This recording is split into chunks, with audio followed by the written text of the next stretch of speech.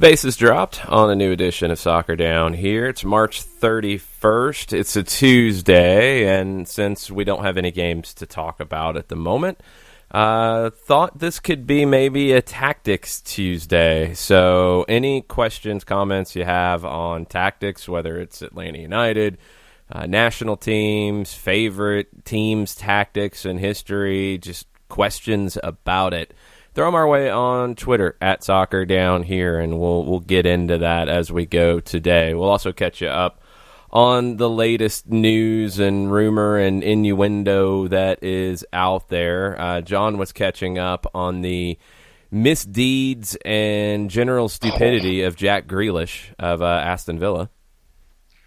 Yep, there's that, and there was the conversation that Julia Poe had at Pro Soccer USA about League Two and their summer. So those were the two big news and notesy things that were on my desk this morning leading in. Well, we can sum up the first one quickly. Jack Grealish was very stupid. Yes. That about sum it up? Yeah.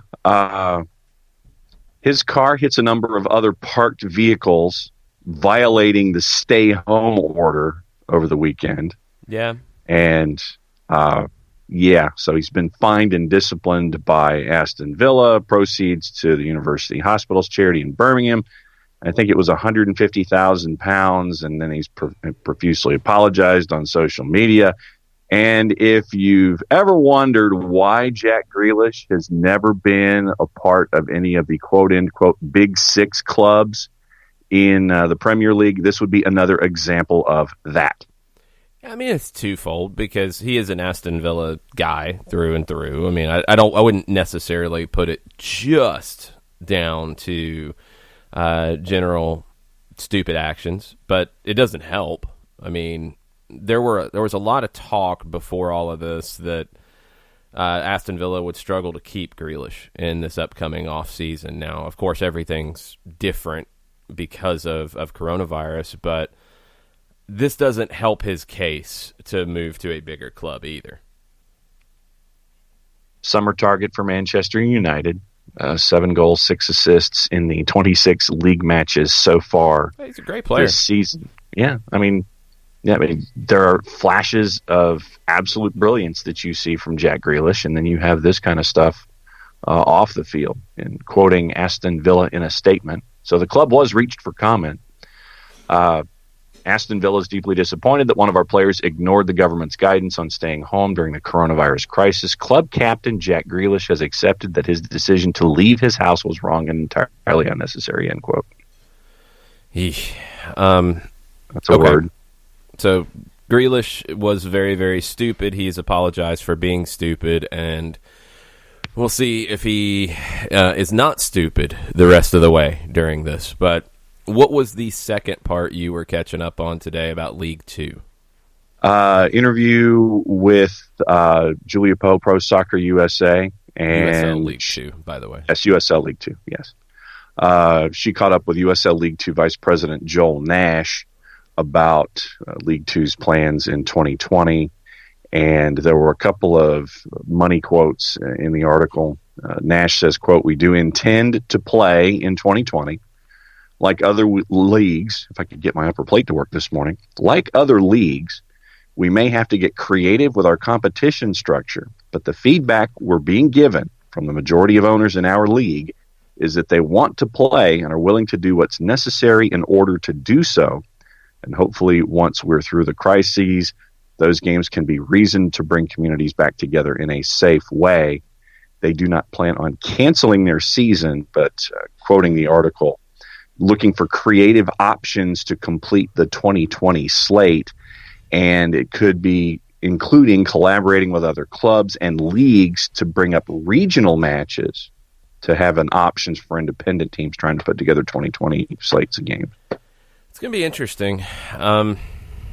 I don't know how they're going to do it because, and this is why the NPSL canceled. And if you haven't checked out the podcast that John put together of a number of different NPSL teams talking about the decisions and how difficult all of this is and their decision to cancel the season, it's not going to be easy because League Two is pretty much completely based on college players.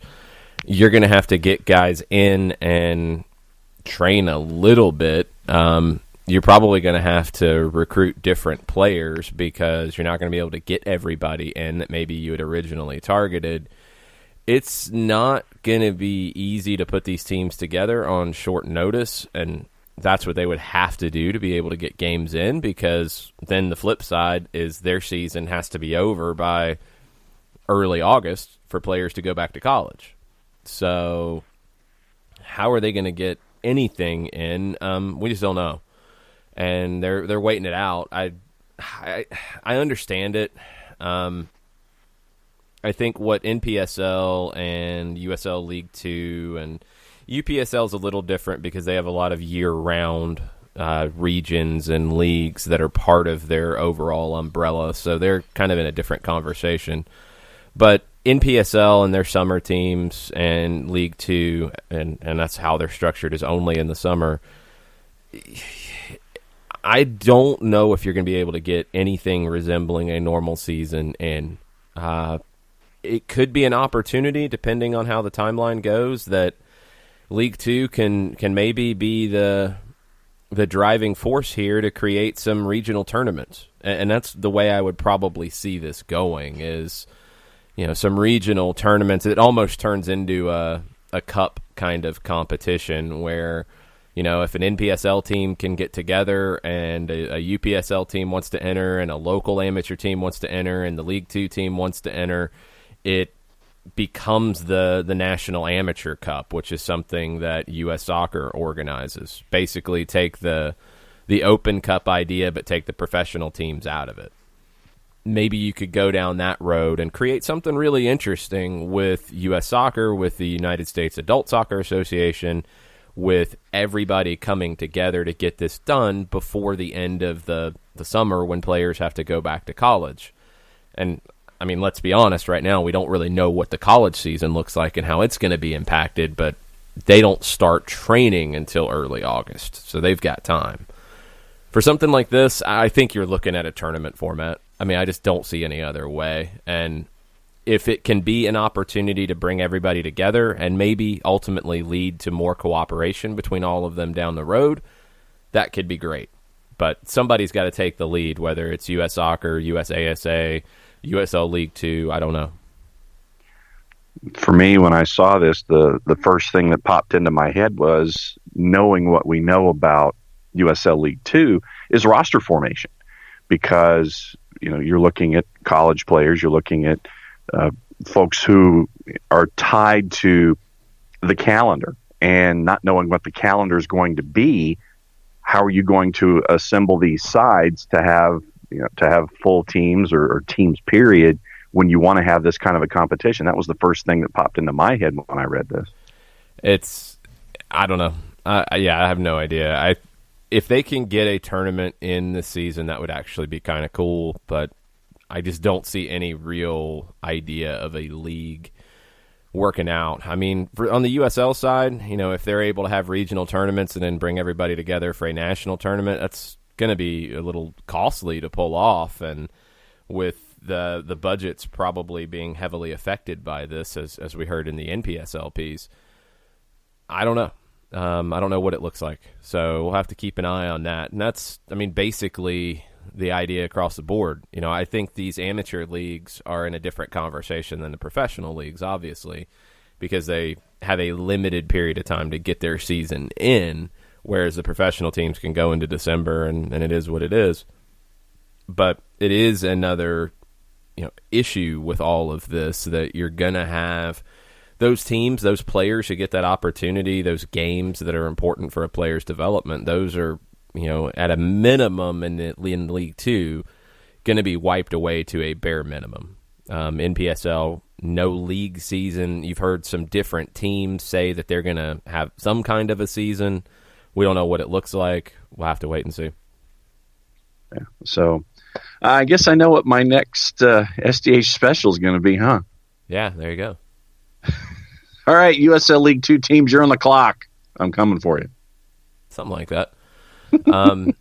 Kicker in Germany has an article that popped up this morning that says at their general meeting of the Bundesliga, the 36 professional clubs, that's the first and second divisions in Germany, are suspended. The league break is going to go at least until April 30th, and the plan at this point is to start playing games behind closed doors on the first weekend in May.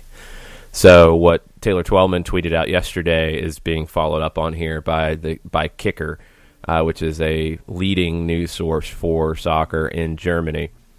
End of April is when the first and second division is suspended until they had a video meeting on early today, and that's as far as they're going right now. It's not.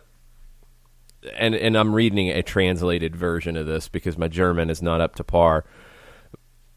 Kind of trying to read between the lines here as best as I can. I don't know if they're exactly saying we're going to start the first weekend in May. It's saying that we're definitely not going to play through April. That's the way I'm taking it. And they are saying that the end of the season is right now still June 30th. That's the idea. They think it's possible. They want to get games in as soon as possible. Christian Seifert, the head of the DFL, said that theoretically you could extend it into July. But at some point a new season has to start. So they're still shooting for a May start, a June 30th conclusion, the next season starting roughly on time and going that way. That's in Germany. We'll see if that's possible. News out of Tottenham this morning. Chairman Daniel Levy is one of 550 non-playing staff at Tottenham taking a pay cut to quote protect jobs, from our friends at Sky Sports. Spurs have also followed Newcastle in furloughing, which is where an employee doesn't work but gets 80% of their salary paid for the next 2 months by the government. And that's some staff are appropriate. Spurs feeling the bite of the financial crisis. This is quoting directly from the article. Levy, who was paid £7 million for the 18-19 season, will take a 20% pay cut to their salaries. The club's 2018-19 accounts showed the chairman earned a £3 million bonus for delivering the stadium on top of his £4 million salary. Yeah, I know a lot of people were getting riled up about that. The stadium was kind of a big project. Yes. You know, kind of an important part of the overall business for Tottenham. So if that was the deal, then that was the deal. You know, I mean, it's not like anybody forced that. I mean, he earned it. He got the stadium done. It was a little complicated, but yes. He got it done. And Spurs are also offering their stadium to the National Health Service in the fight against the pandemic. Yeah, I know Manchester City has done the same. Yeah, so having it being one of the most advanced, he says, quoting Daniel Levy here, as a club, we've always been clear about our commitment to the wider community. Never has this been more important than it is now. We are immensely proud of the efforts of everybody involved in the fight against COVID-19. See, today is just the start of what we can do as a club to assist. The stadium basement car park had already been used as a storage base by the London Food Alliance. And so it's now one of two hubs along with Alexandra Palace. So good news there by Tottenham along those same lines. So I'd seen something about this, and now I'm seeing it repeated at a PSG site. Mauro Icardi has left Paris alongside his family to return to their home in Lombardy, Italy, amid the crisis, which is one of the hottest of hotspots in this crisis. 6 PSG players have left France to go back to their other homes. I mean, in Icardi's case, that's not where he's originally from. Neymar, Thiago Silva, Cavani, Baker, and Navas have all went back to their native homes from Paris. I'm a little surprised that Icardi and his family would head back. That seems a little strange, but I don't know. Okay, all right. I thought that you would want to kind of avoid those hottest of hot spots, but all right. Did not know that, but all right. So we'll keep an eye on the Icardi family. Yeah, I would. I don't know. Gimbalage, who writes a number of great books, writes for the BBC, covers the game all over Europe. He has a quote over at the BBC, says, based on modeling, if the seasons are rendered null and void across Europe, there will be a 7 billion cumulative loss. One of the proposals to avoid that is to bring domestic football back as quickly as possible and void the Champions League, as different countries are being infected at different rates. So the timelines essentially are different, different countries, and Champions League would have to take a back seat to getting the domestic leagues done, so you don't have to make the season null and void. I get it. I get it. I follow the logic there because, the Champions League is a big deal, but it's not as important in terms of what happens next season as finishing domestic campaigns. They have to get finished, or you're going to have issues. You're going to have the different things that have been brought up about, you can't relegate anybody. You can only promote 2, but then people who don't get promoted, who could have had an opportunity to get promoted, are going to have a legitimate argument. So then what do you do? And so on and so forth. So, for these leagues, the number one priority, seems like to me anyway, is to finish the domestic campaigns as quickly as you can. And in a perfect world, like Germany said, by June 30th, I don't think that's going to happen. I think you're probably going to need July at a minimum to get it done. And if you get to the point where that's even looking unlikely that you can finish by the end of July, then you're going to have some very difficult conversations about what you do. My guess is that you would be better off, and you're going to have to deal with TV contracts and other things in this, but my guess is ultimately you're going to be better off to do what it takes to finish the current campaign versus declaring it null and void and then starting the next campaign as soon as you can. You're going to have to ultimately make that decision. Yeah. On, are we finishing whenever we can finish, or are we starting the next campaign as close to the regular time as possible? It's going to be an either or, and it sounds like, as we're starting to hear more and more about financial losses and potential financial losses anyway, and contracts and what it means here and what kind of legal challenges could come up, I think you're going to be best off if you have to make that decision to finish what you've already started as opposed to throwing it out and starting fresh. Yes. I think you're creating a number of issues if you do that, and it's just not ideal to do. So I don't know. I'm not sure. Without knowing the timeline, we're all guessing. And that's ultimately what it comes down to, is without knowing, the order of things and the timeline of things, we're all guessing at what steps should and will be taken. But that's going to come up at some point, as Jeremy said, as everybody said. Everybody's saying they would like to get it done by June 30th. That's probably not realistic. So then you go into July, okay, that's fine, but when does the next season start, and what's the priority? Finishing the current or starting the new one? It seems to be, from a financial perspective and just an overall health of the game perspective, you want to finish what you're already in as opposed to just throwing it out.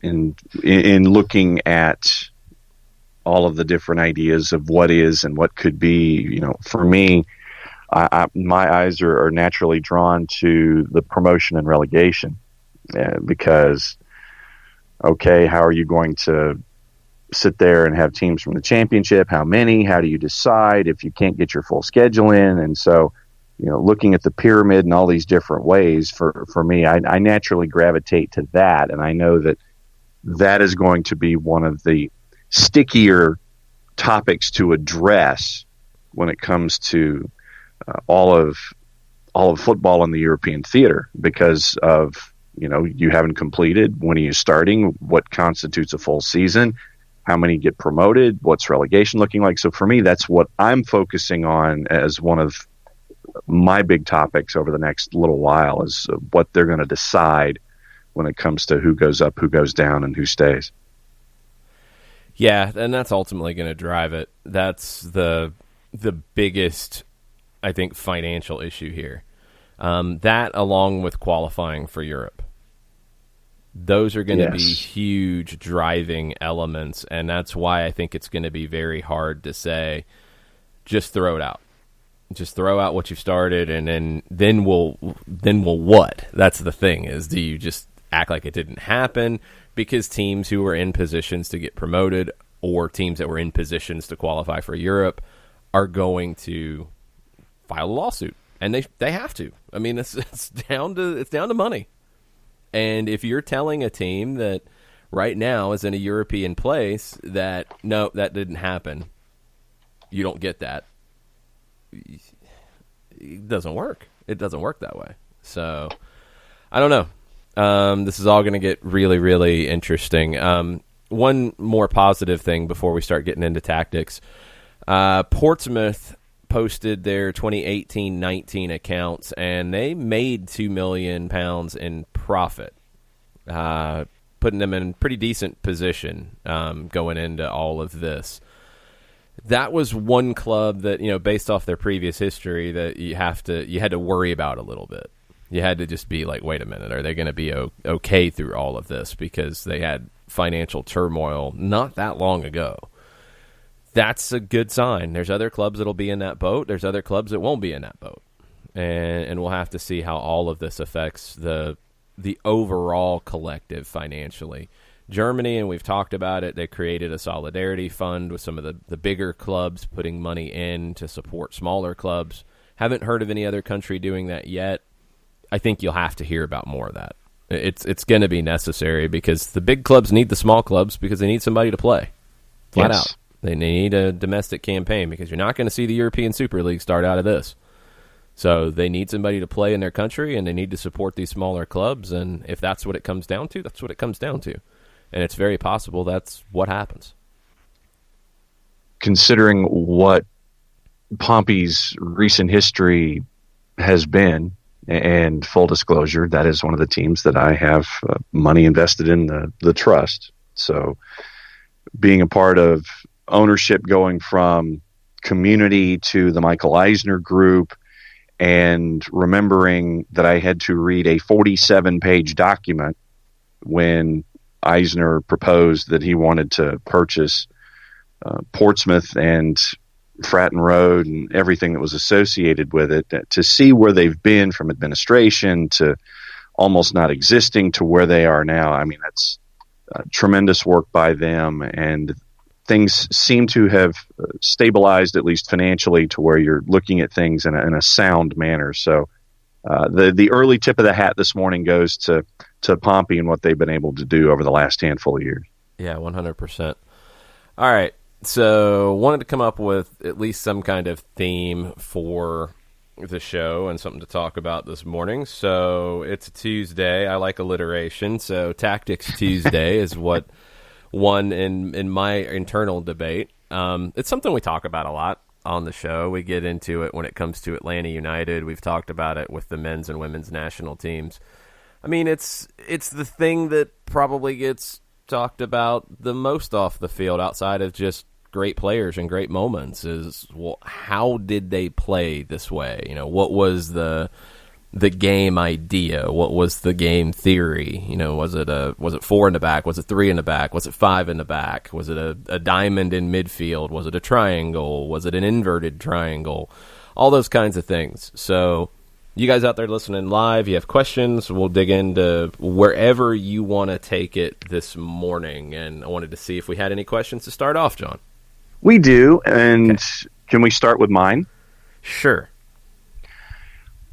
And this definitely goes into Soccer for Dummies category, which definitely gets right into my alley. the concept of the false nine, we hear coaches, managers, players, fans discussing the concept of a false nine. You hear it a lot. What is the false nine? Where does it integrate? What's the concept behind it? Those kinds of things. Because for me, you hear false nine, you hear some managers poo-poo it as, no, that's not what this individual was. And that's not, Jurgen Klopp, I remember discussing that with Liverpool over the last handful of seasons, that no, so-and-so was not a false nine. What in the wide world of sports is a false nine, and how does it integrate into how certain teams play? A lot of it is how you want to define it, and people do it differently. A false nine, roughly, is, we've went through the numbers of formations and positions. People will, and it's different country by country, by the way, and that's what makes that stuff so complicated. Very basic build up to that is, back in the day, you didn't have a squad number. You didn't always wear number 10, for example. You were given a number based off what position you were playing on the day. And it started in England, but then different countries had different, formations become the primary, and numbers kind of changed around. Like, we call a 6 a defensive midfielder in the United States, and roughly in England it's called the same thing, and in some other countries it's called a 6. But if you notice, this season, Eric Remedi changed to a number 5, because that position, that defensive midfielder position, it's a number 5 in Argentina. And it's the same idea, same position, but it's a 5 there, it's a 6 here, because this is a complicated game sometimes and all this stuff, because it's played everywhere and everybody has a different approach to it. That's the number one thing about tactics for me, is that you'll see different things emerge and become a trend. Like, the 4-3-3 became a trend for a while, but it looked different in different countries.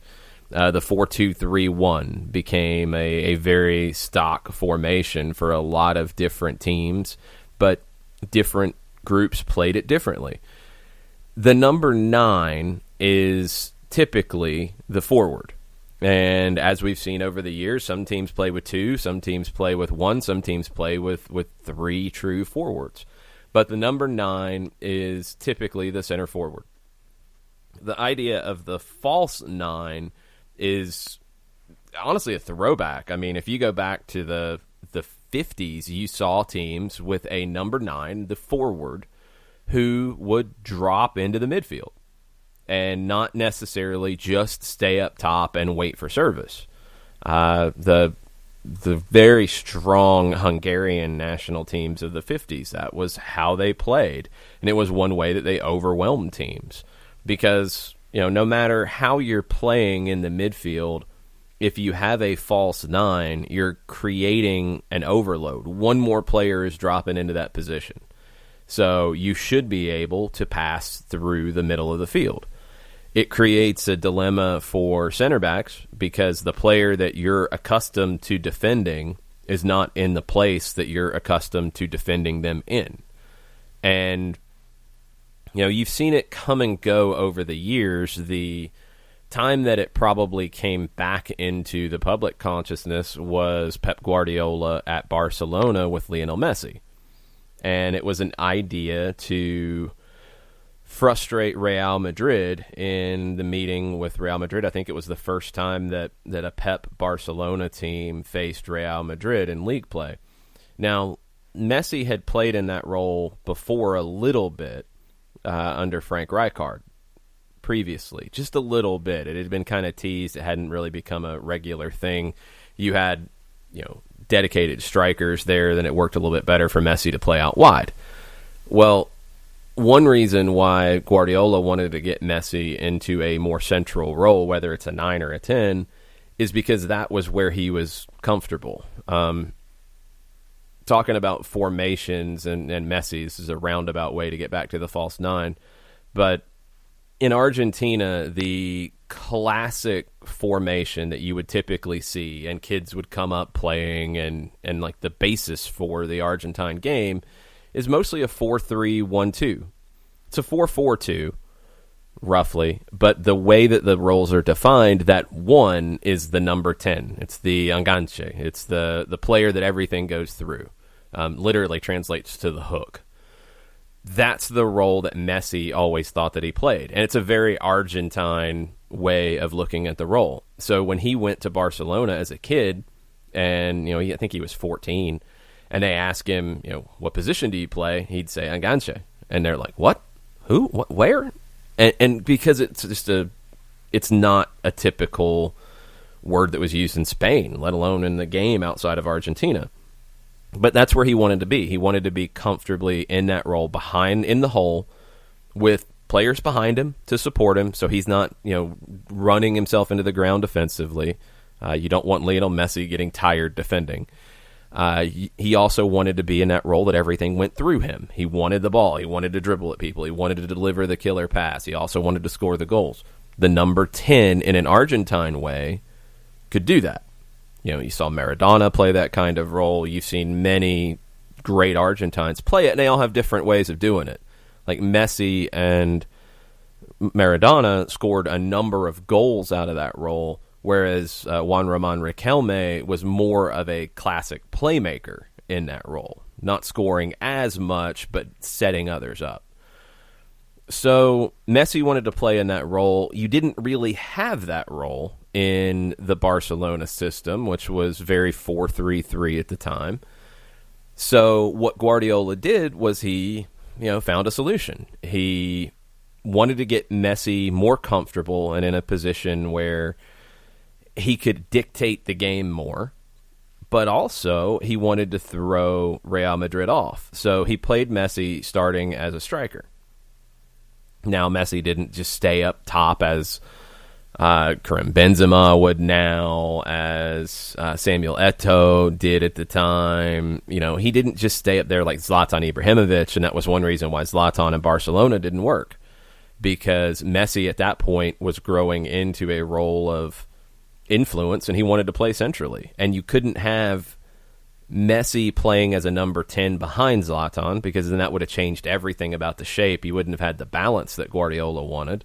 You couldn't play Zlatan out wide, and Messi needed to be centrally at that point. He was the key figure in that team. So ultimately, they brought Zlatan in. It didn't work. He had to go.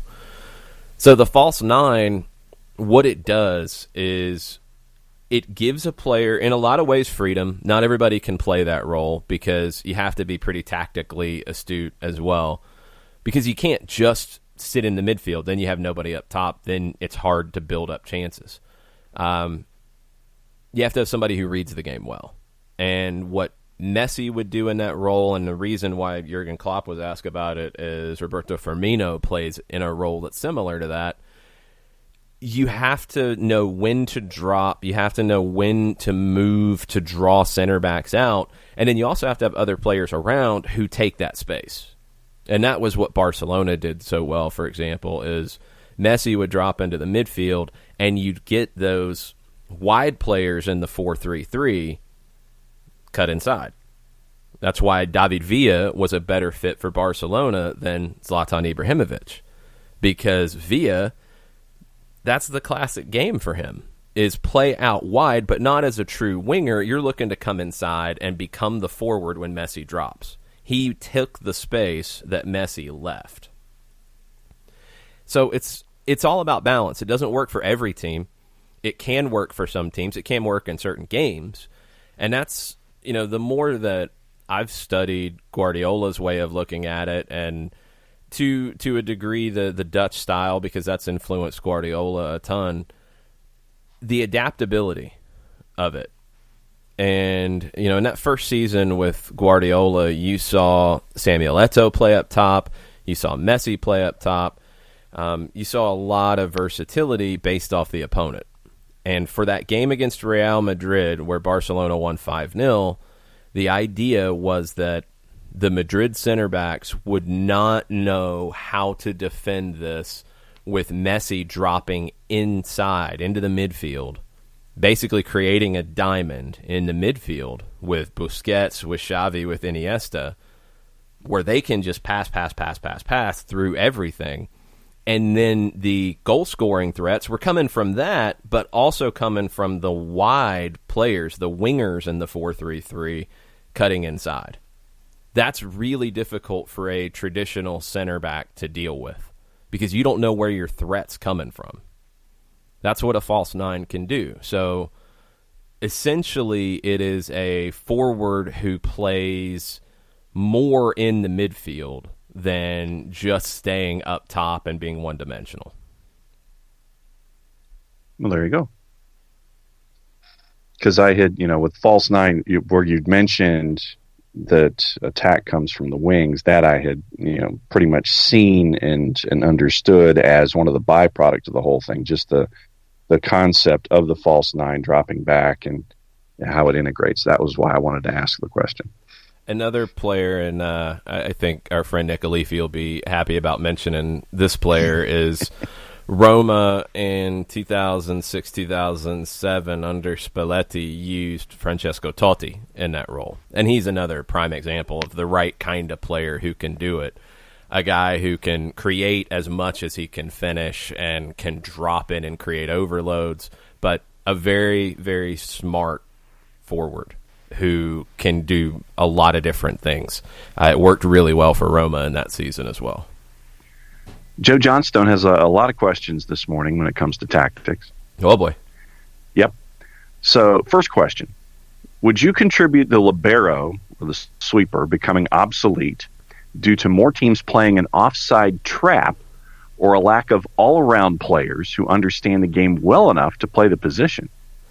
Yeah, that's an interesting one because, not that long ago, you saw a lot of teams play with a sweeper. And there's some subtle differences that are kind of hard to explain between the way a sweeper would be defined and a libero would be defined. So we'll combine it all into one and keep it, I think, a little bit easier here. The offside trap is a big part of it because with a sweeper, you can't really play that because you always want somebody behind the line. You always want somebody to clean everything up. I think what a lot of teams, and working with coaches and talking to coaches about this as the 4-3-3 or 4-2-3-1 was coming into vogue, you can't really have a sweeper in a four-man back, in a true four-man back line because you can't have one behind the other there because all teams are going to do is play two up top and then make decisions. But you, a lot of times, I think we saw this with Atlanta United and the center back pairing of Michael Parkhurst and Leandro Gonzalez Perez. Was Parky a sweeper in the classic sense? No, he wasn't. But the way he played, he was, because he was the one who was going to stay back and clean things up versus LGP stepping up and being more aggressive. They complemented one another. So I think what you've seen is coaches try to create the sweeper role without taking away the opportunity to play an offside trap. It's a tough role. Going back in the day, you think about it, where like when I played in high school, for example, we did that old school way of a sweeper and a stopper, and you basically had a diamond defense. Well, teams can pull that apart, and now I think with movement off the ball and players and teams being more tactically astute, it's a lot easier to do that. It's too risky to play in that way. You do see some teams that play with three in the back with a sweeper kind of role, and again, to bring it back to Atlanta United, when Atlanta played in the three center back setup under Tata Martino, and Michael Parkhurst was the central one. This was something that got a lot of people hung up when it changed under Frank de Boer. When Parkhurst was in that role, he played it a lot more like a traditional sweeper because you're not trying to really play an offside trap in that. You've got your two marking backs, and Parkhurst was free to clean things up. Now, that was a little different under Miles Robinson in that role, under Frank de Boer, when Miles was playing centrally. But what that gave you was some of the ideas of a sweeper, in that you want somebody as your last man who can basically fix everything when it breaks down. And who better than a player like Robinson with his pace to be able to clean things up when you get in behind. So it worked in the way that Atlanta was playing at that time. Parkhurst in that role might not have worked as well, because then you couldn't be quite as aggressive, because he can't cover as much ground as Robinson could. So different coaches look at it different ways. Different managers have different perspectives, but more than anything, you got to match it to the players you have. And, kind of combining the two topics real quick, the false nine and a sweeper role rather than a dedicated sweeper who's playing in the old school way of always a couple meters behind the back line, because that's what they do. In both, you can't force that on a team. You couldn't. If you ask Leandro Gonzalez-Pirez to play that role, it wouldn't suit him, because that's not his game. It wouldn't suit Franco Escobar. It wouldn't suit Jeff Larentowicz. Those are players who are a little more aggressive, who want to step up. It suited a Michael Parkhurst because of his soccer IQ. It suited Miles Robinson because of the ability he brought to the game. It also made things a little bit easier for him, too, because you're not asking him all the time to just mark somebody. You're the free safety, essentially. You clean it up if everything breaks down in front of you. So for those two players, it suited them. For others, it wouldn't have. Same with a false nine. You can't just come in and say, we're going to play a false nine. You might not have the player to do it. I think we've seen over this last year and a couple of months in 2020, Josef Martinez has evolved a little bit in terms of playing a role that can look like a false nine at times, because he's comfortable dropping into the midfield. I wouldn't call it a false nine, because we know where ultimately he's going to end up most of the time. There's a difference between what Josef has done as a forward who drops into the midfield to help build up play, but then he's getting on the end of things in a forward role, not getting there all the time through combination play through the middle, but he's getting back into that number 9 position and getting on the end of crosses, getting on the end of passes, those types of things. That's a little different than a true false nine who doesn't really play in the number 9 role very much.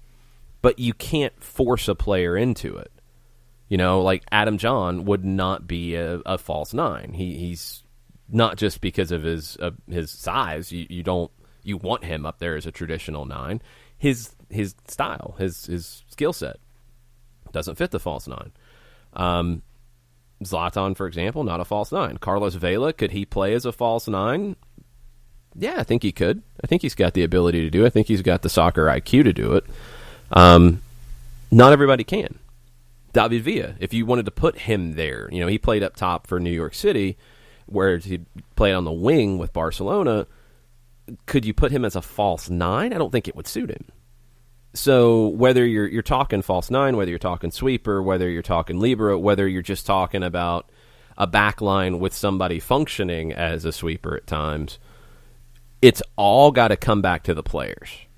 And that's the number one thing about tactics for me is you can't, as a manager, come into a situation and say, we are going to play this way no matter what, that's it.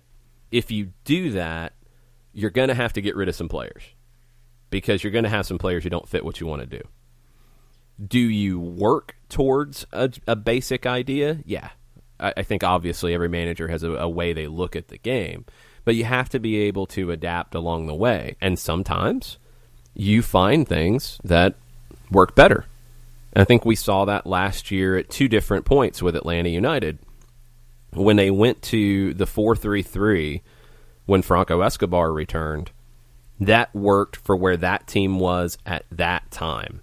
They were getting results, they were getting wins, they weren't giving up chances, they were winning close games, but they were winning games. Then, when pieces moved around a little bit, you had some injuries, and also it wasn't working as well as it had initially, you went to the 3-5-2. And that worked really well, based off what you had and what you had available. And you started getting results. So you rode that, and you stuck with it. But then you got to the very end of the season, and the 3-5-2 wasn't quite as effective as it had been. And you started to see some more flexibility. The 4-3-3 came back. You saw some different shapes. You saw some different things. That's a manager who's adapting to what he has and who's in form and who isn't. That's what good managers do. You know, you look at a Guardiola team, and they're not going to play the same way every single match. Same with a Jurgen Klopp team. And Klopp has added that to his, I think, arsenal over time. Is, you know, when he first came into Liverpool and after his run at Dortmund, they played one way. And as we've seen with the New York Red Bulls and MLS, once the book's out there, you can figure out ways to play to take what that team does away from them. You know, if it's a team that wants to press, well, here's the ball. Now what are you going to do? You got to play with that thing that you've been trying to disrupt everything. Now you got to play with it. What are you going to do? And that was what happened to Liverpool for a while, but they turned into a team that could play with the ball. And ultimately, if you're a manager, if you're a team, if you're a club, you want a team that can play in as many different shapes as possible, as many different styles as possible, and can win any kind of matchup. And that's why when we've talked to, you know, when Carlos Bocanegra talked about this, when we've talked to Tony Annan about the style of the academy, when we've talked to Stephen Glass, when Frank de Boer's talked about it, there hasn't been, when you ask, like, what is Atlanta United soccer, there hasn't been this rigid, like, it's 4-3-3. It's playing this way. It's only playing in this style. It's only playing pressing. It's only playing attack minded. No, it's control. That's the word that keeps coming back. You can control the game in a lot of different ways. You can control the game with 30% possession. You can control the game with 70% possession. You can control the game defensively. You can control the game offensively. You can control a game in a lot of different ways. That's what Atlanta United seeks. And you can do that from a variety of shapes and a variety of different roles, whether it's a false nine, whether it's a libero, whatever. You can find a different way to control the match. But ultimately, that's what Atlanta United wants to do. They want to control matches. Didn't Toronto FC use Pozuelo as a false nine out of necessity last year? Yeah, and that's actually a good call. When Josie Altidore was out, they opted for Pozuelo in that role versus playing Patrick Mullins. And it was good. I don't know if it would have been better to play Mullins. We didn't see it, so it's hard to say. Ultimately, it would have been better if you had Josie Altidore because he's a top number 9 in this league. But they found a way to deal with it, and that was very late out of necessity. They made the decision because you had two options at that point, really. Do you play Patrick Mullins and keep everything as is, or do you try to do something a little bit different with Pozuelo? And they went for that, and it was tough to deal with at times because, you know, Pozuelo plays it differently than a Messi, for example, in the false nine. He's not just dropping into the middle of the field. He would drift out wide and create overloads wide. So it was even more strange to deal with. And that's why they, you know, caused teams problems in the playoffs without Josie, which I didn't expect they'd be able to do because Pozuelo interpreted that role in a very different way, and it was tough. Let's see. Joe also has other questions. He says, another semi-silly one, though I don't put a lot of stock in formations.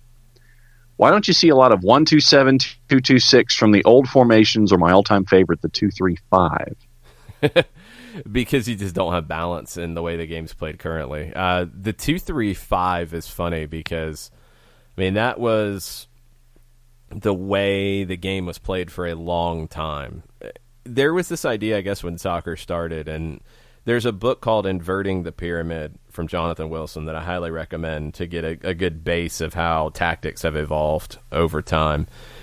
But there was this idea that everybody played in the exact same way. And I guess that happened in American football as well at the very beginning, is you had positions that were consistent team to team to team to team. So you'd get two teams that played the exact same way, just running into brick walls, which is kind of pointless.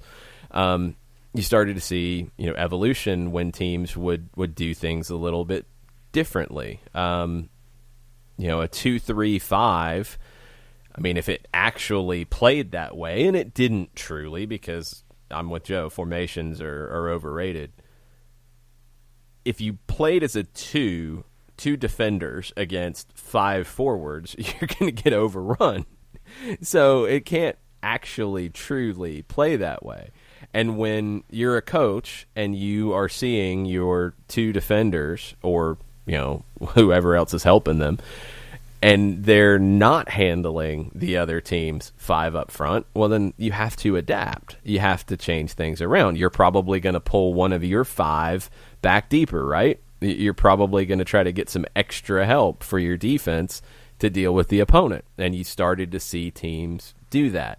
Then you'd start to see managers say, well, why are we starting this way when we know we're going to finish this other way? It suits who we have, so let's do it that way. Let's change. Let's play differently. Brazil went to the 4-2-4, which is what everybody talked about in their 1970 team, which is one of the greatest teams of all time, period. But did it truly play like a 4-2-4? No, because the wingers dropped deeper. But did it play differently than some other teams had played up to that point? Yeah, it did. And you had the players to pull it off. You also had, defenders who would rampage forward and all kinds of different elements to it. But, you saw that, then you saw the 4-3-3 of the Dutch, and that became a way that a lot of teams tried to emulate. You had the Italians with their 3 defenders and a libero consistently for decades and decades and decades. We mentioned Argentina with their 4-3-1-2. You started to see, instead of everybody playing one way, you started to see different countries create their own identities. And that was where it all probably started to truly change and break down, in that, Brazil played the game a certain way. It was all about flair. It was all about skill. But even when, even Brazil, who, is known for the jogo bonito, the beautiful game, go ask Brazilians how they felt about, Dunga as their manager. Even before that, when Dunga played, Dunga was a very non-Brazilian kind of player.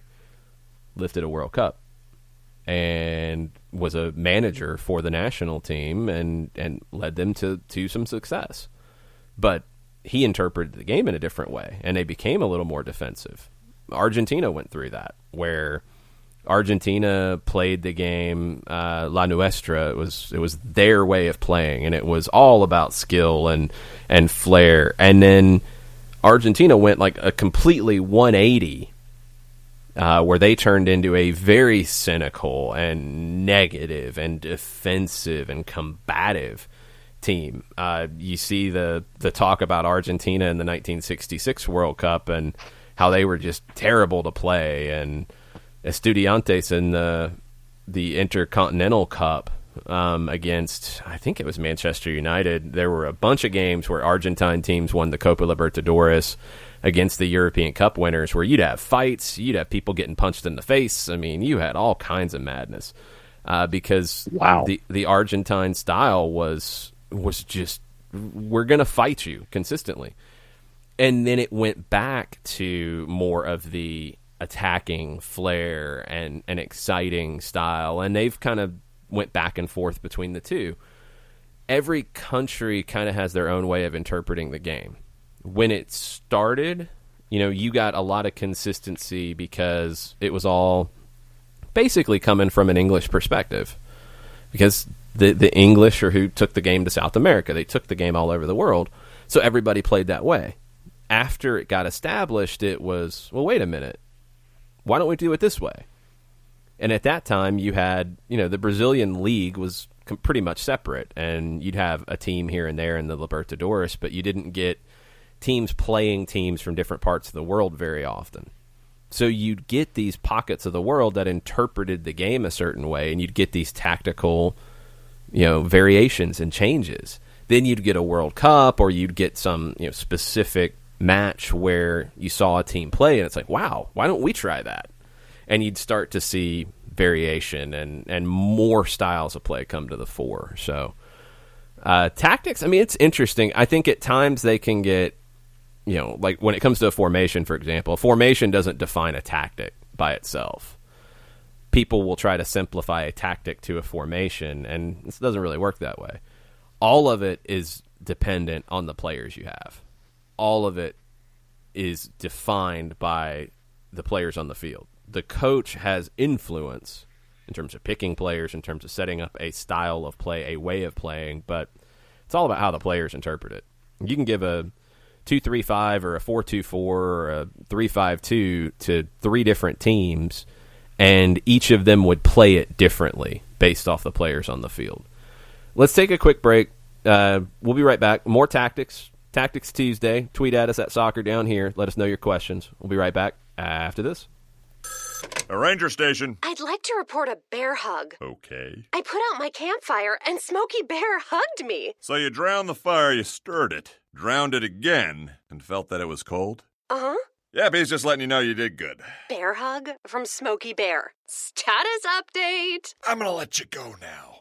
There are many ways to start a fire, but one sure way to put it out. Learn how you can do your part at SmokeyBear.com. Sponsored by the U.S. Forest Service, Ad Council, and your state forester. As a business owner, you know that every year brings new challenges and opportunities. The success of your business demands expertise and focus. And Country Financial can help you keep that focus by helping ensure you have the right insurance protection in place to meet your goals. Jason Wright can help you create a customized insurance plan that has coverages designed just for your business. Give Jason a call at 678-568-6871 or reach him on Facebook at Jason Wright Agency. Coverages vary by state. Policies issued by Country Mutual Insurance Company, Bloomington, Illinois. This is what matters. This is beyond X's and O's. This is the difference mutual respect makes. This is what character looks like. This is what defines us in Georgia. This is sportsmanship. School sports. It's not the outcome that matters most, but the way the games are played. This message presented by the Georgia High School Association and the Georgia Athletic Directors Association.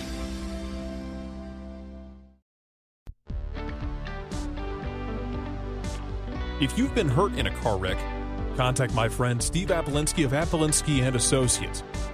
He's been representing individuals for over 30 years throughout Georgia and Alabama. Email him at steve@aa-legal.com or call him 24/7 at 404-377-9191. The initial consultation is free.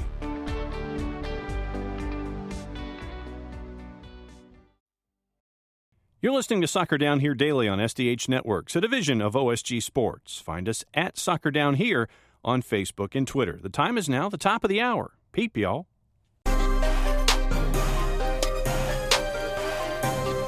Welcome back.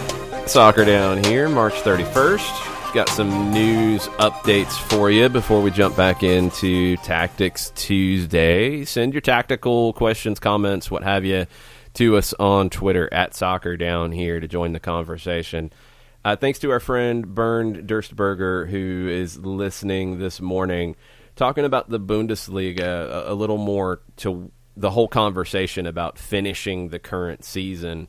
Karl-Heinz Rummenigge of Bayern Munich said that the current season has to be finished, even if it takes till November, and that's a quote from him, because the TV money is essential in the short term for liquidity reasons. So a little bit more from the article over at Kicker. I believe this was earlier today or late yesterday. He said that, look, if the next season has to start in winter, then it has to start in winter. And the TV money is the number one element here. Rummenigge said this before the general meeting of the German Football League this morning. He said, we have to end the season no matter when. And the reason why was if they don't, they could lose around 770 million euro.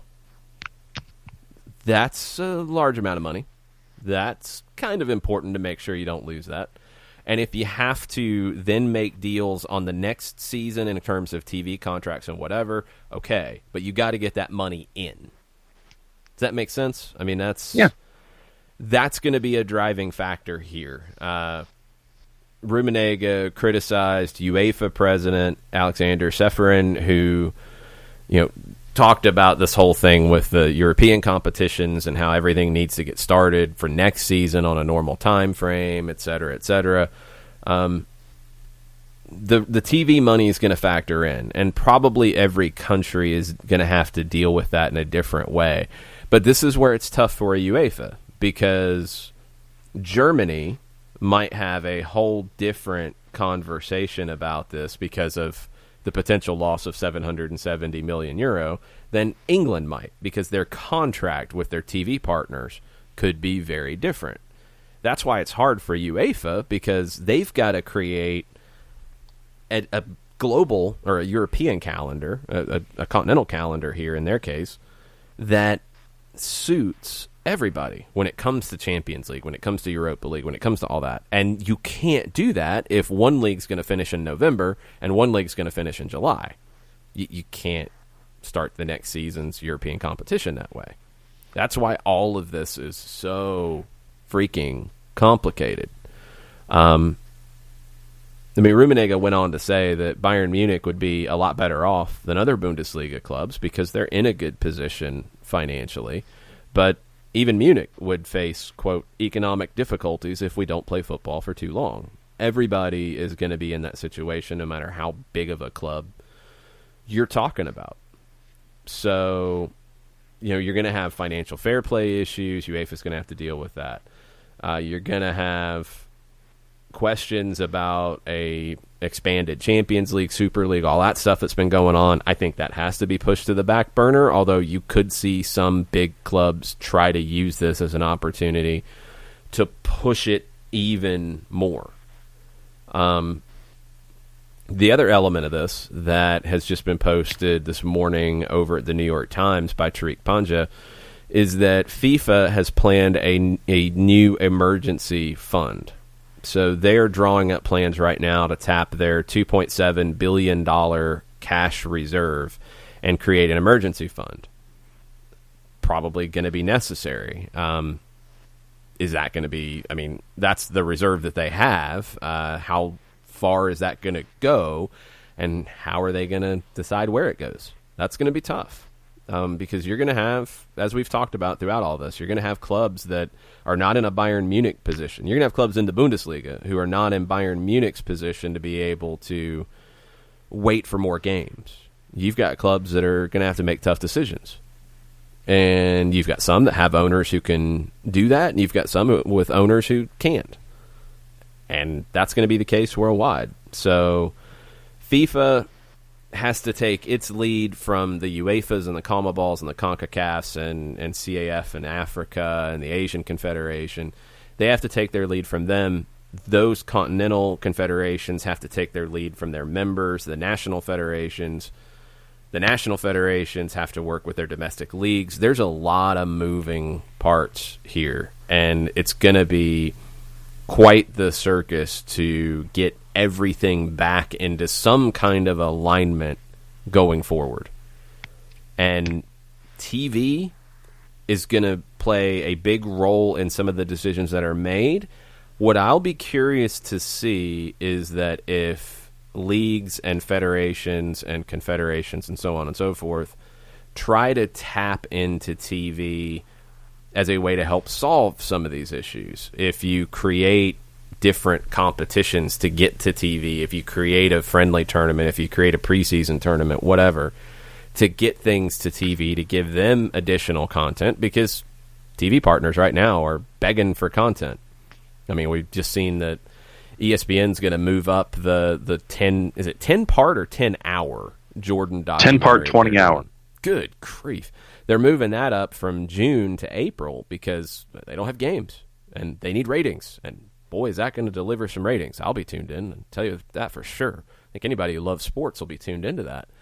So is this going to be a situation where FIFA and its partners come to TV and say, okay, we know we're all in a spot here, but if we create this competition for you as a preseason tournament ahead of whenever the next season starts, let's make this a big TV partner. Let's get a bunch of sponsors on board. Let's try to use this as a way to get more money back into these clubs who need it.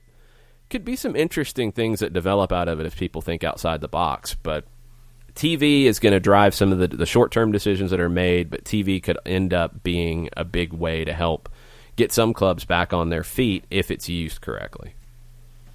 And speaking of TV, out of the Daily Mail, Martin Samuel and Matt Hughes this morning updating a story that they started working on yesterday.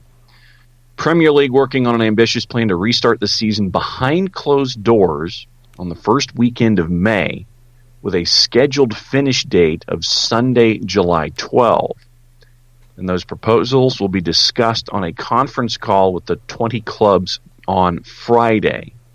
But it would need to be endorsed by government, public health bodies, and the PFA. And they're looking at this May resumption because the TV deal, £3 billion worth, expires July 31st. The next season's deal kicks in the following day. And if you don't finish, your partners, Sky Sports, BT, international rights holders, could demand rebates totaling as much as £762 million. It's understood that the terms of the contract's cutoff point to finish the season is July 16th. And so the broadcasters are looking for as much clarity as possible. And so now this new plan is looking at July 12 as the optimum finishing date. Restarting at the beginning of May, you get more downtimes if clubs are hit by more cases of coronavirus. So that's where things are headed toward an apparent conference call on Friday to figure out if they can start in May and finish by the end of the current TV contract. And this is where you have to plan, you have to try to come up with plans to get back on the field, but you also have to leave them very flexible based off timelines because, you know, it sounds like playing games in May in England is a fantasy right now. It does not sound realistic at all. So if you're creating a plan and you'd like to start it in May, that's great. If it starts in June, are you going to be able to do that? And that's where it gets tricky. TV deals, like I mentioned, are completely different. I don't know how the payments are handled with Sky and with the Premier League. I don't know if everything's paid up front, and then now they're going to be potentially having to give money back. In Germany, and this is one of the things that Rummenigge talked about, they don't pay everything up front. So one of the driving elements of Germany wanting to get games back underway as soon as possible is April is when Sky, their TV partner in Sky Germany, is going to pay money. Well, if there's not games scheduled, then they're not going to pay money. And if they're not going to pay money, you've got some clubs that are going to have huge financial issues. That gets back to the liquidity situation in terms of having operating cash. What Rummenigge is proposing is that Sky makes the April payment on a trust basis without knowing what the schedule looks like. That way, clubs that are in a tough spot because they haven't had games are able to kind of weather the storm a bit.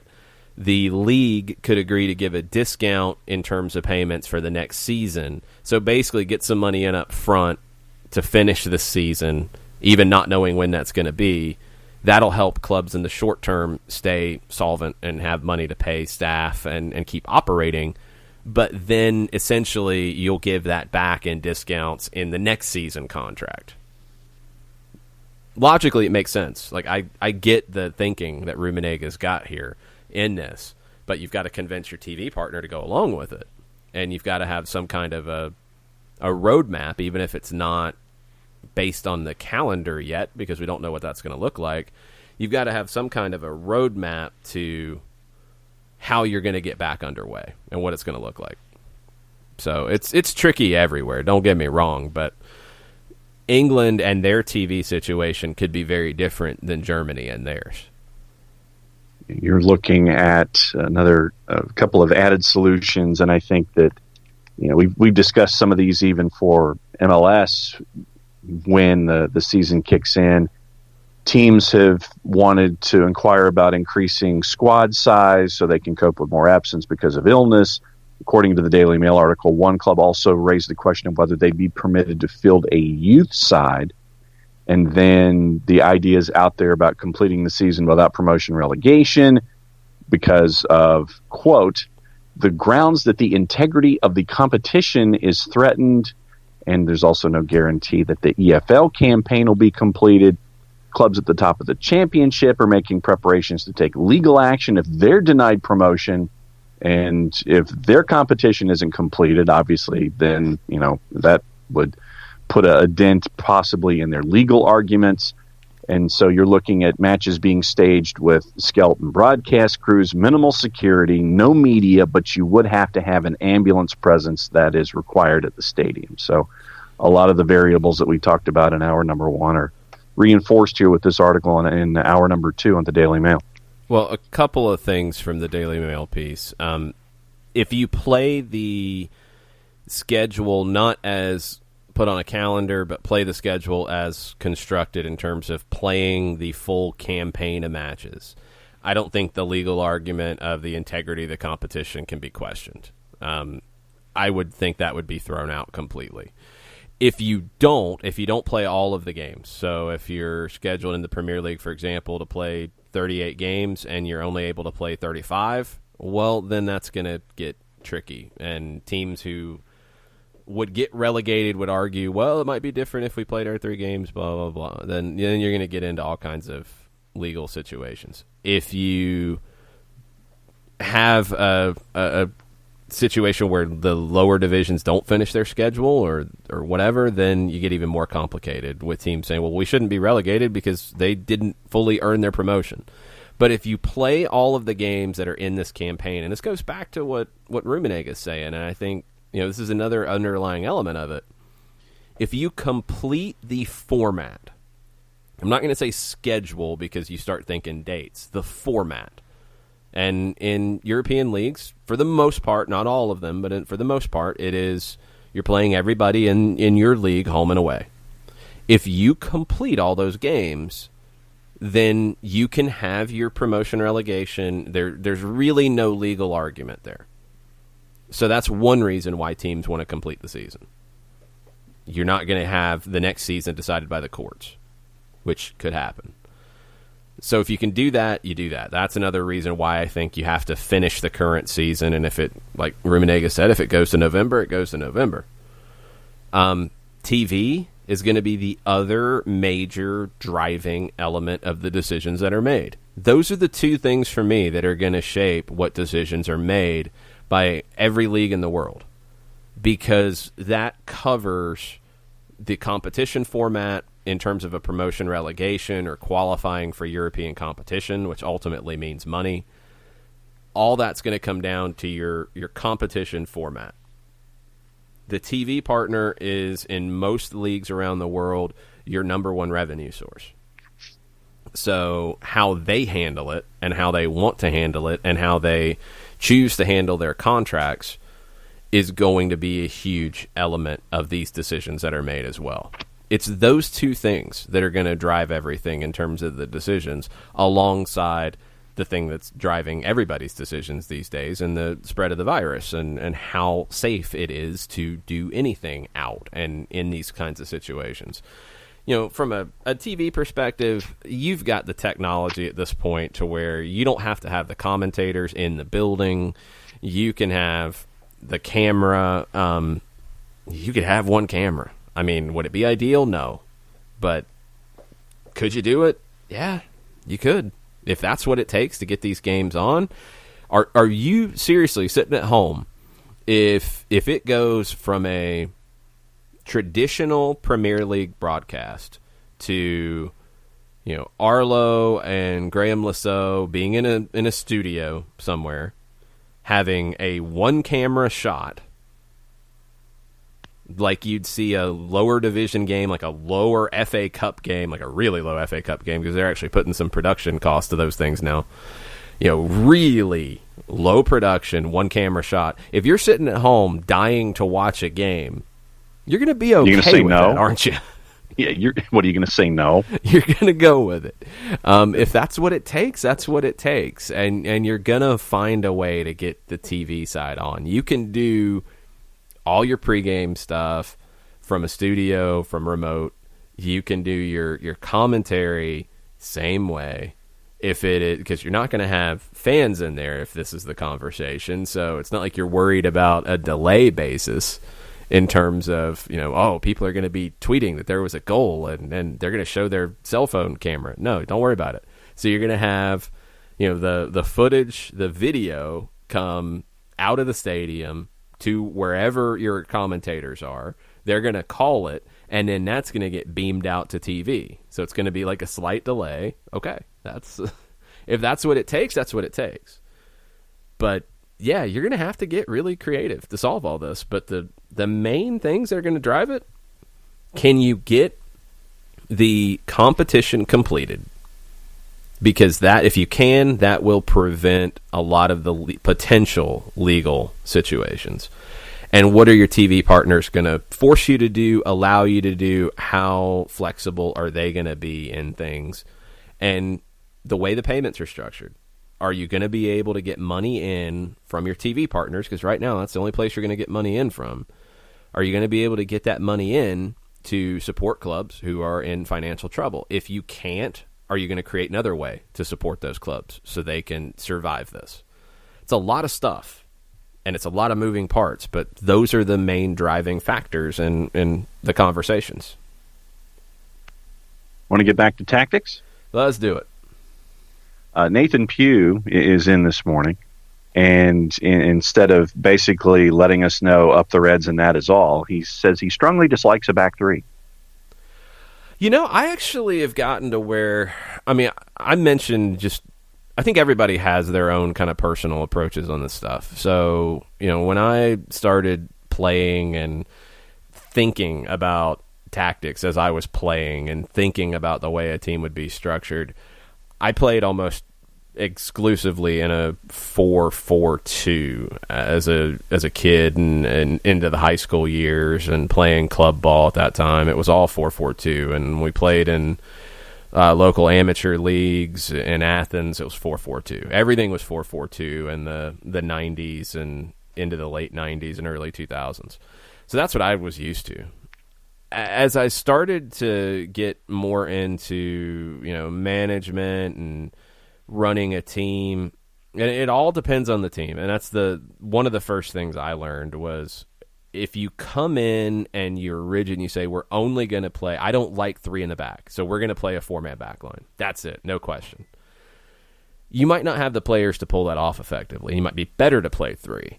I got to where I actually really like the balance you can get out of a 3-5-2, 3-4-3 kind of setup. Because now this is something that I've picked up from Marcelo Bielsa. It's one of his overriding principles that I really like. If you are playing against a team that's going to play two up top, because you have to. This is why I argue a lot of times that people who say, like, well, and we'll talk about Atlanta United for a second. Atlanta United should only play like Atlanta United plays. You can't worry about the opposition. That's an awful way of looking at the game these days. You have to know what the opposition's going to do. You want to have your approach to the game be consistent, sure, but you can't operate in a vacuum. If you're playing the Red Bulls and you know what they can do to hurt you, you have to plan for that. If you're playing the LAFC, you have to know what they can do to hurt you, and you have to plan for that.